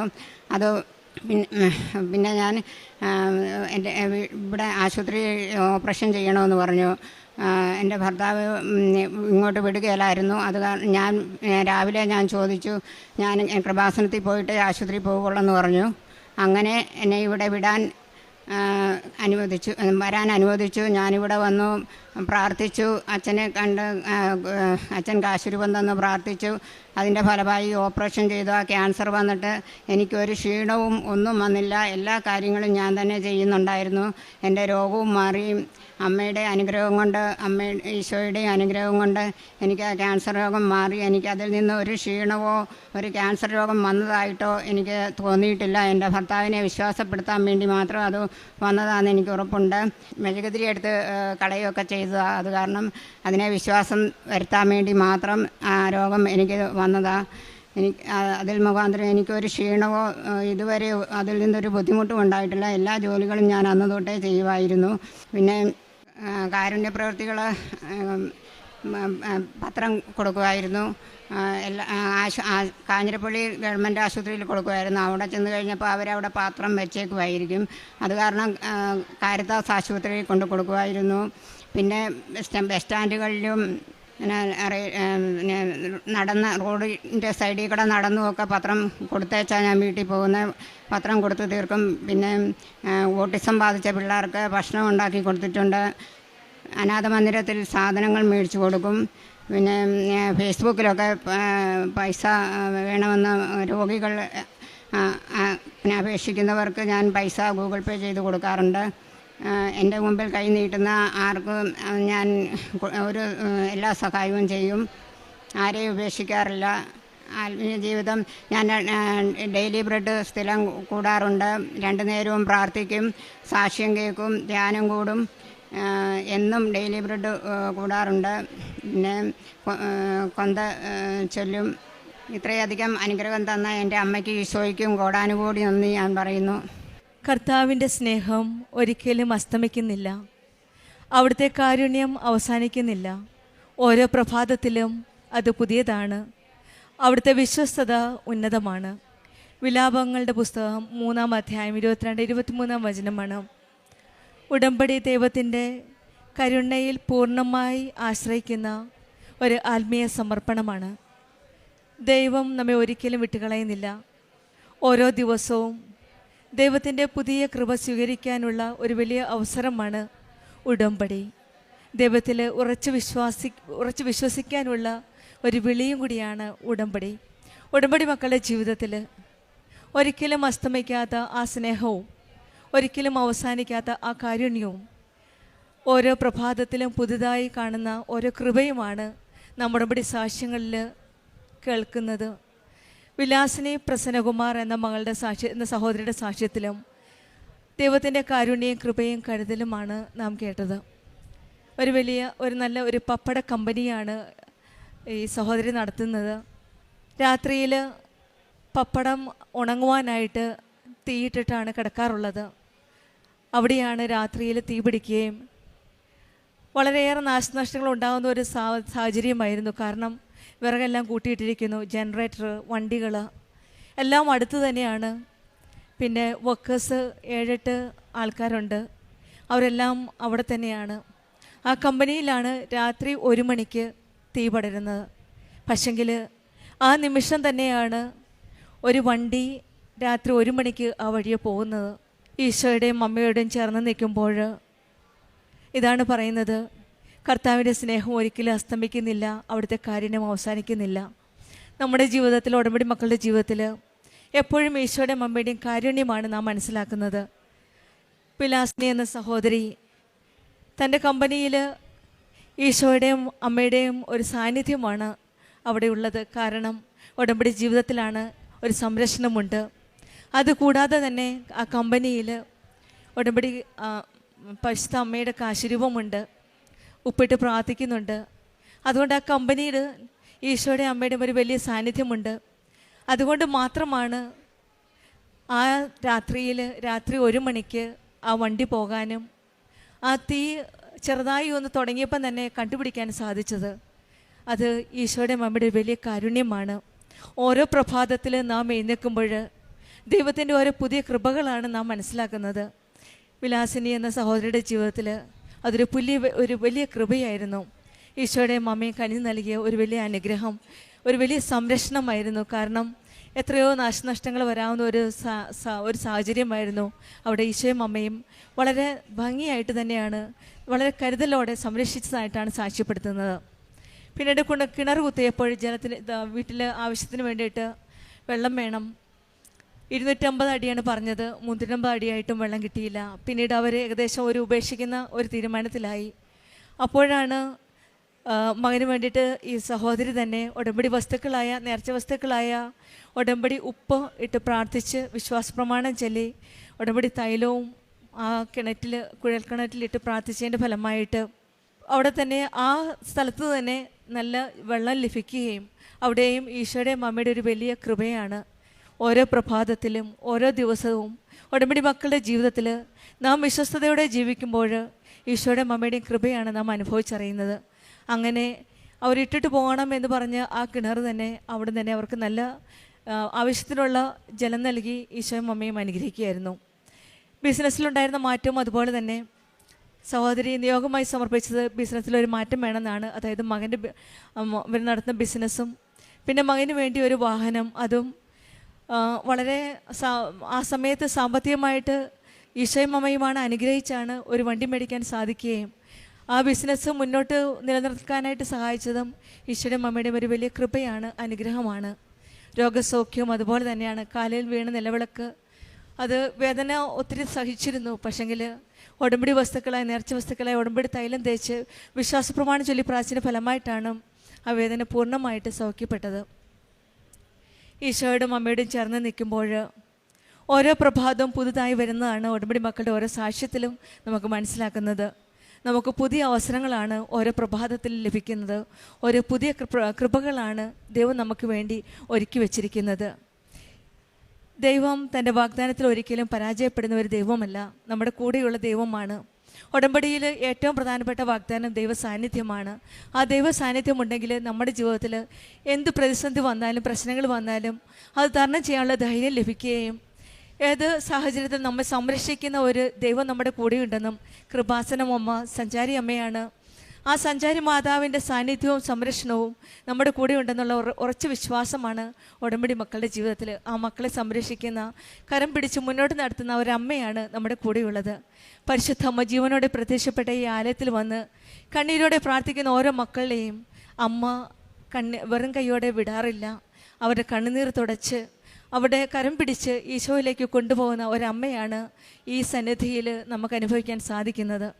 നമ്മുടെ ജീവിതത്തിലും വാഗ്ദാനത്തിൽ ഒരിക്കലും പരാജയപ്പെടാത്ത ആ ദൈവത്തിൻ്റെ കരങ്ങളിലേക്ക് നമ്മുടെ ഓരോ കാര്യങ്ങളും സമർപ്പിച്ച് പ്രാർത്ഥിക്കാം. നമ്മുടെ ജീവിതത്തിൽ ഇടപെടുന്ന പ്രത്യാശ കൈവിടാതെ നമുക്ക് പ്രാർത്ഥിക്കാൻ സാധിക്കട്ടെ. ഓരോ ദിവസവും ദൈവത്തിൻ്റെ കൃപ നമ്മുടെ ജീവിതത്തിൽ അനുഭവിക്കാൻ സാധിക്കട്ടെ എന്ന് പ്രാർത്ഥിച്ചുകൊണ്ടും വിലാസിനി പ്രസന്നകുമാരൻ്റെ കുടുംബത്തിനും ലഭിച്ച എല്ലാ അനുഗ്രഹങ്ങൾക്കും നമ്മൾ നന്ദി പറഞ്ഞുകൊണ്ട് നമുക്ക് കരങ്ങളടിച്ച് ദൈവത്തെ മഹത്വപ്പെടുത്താം.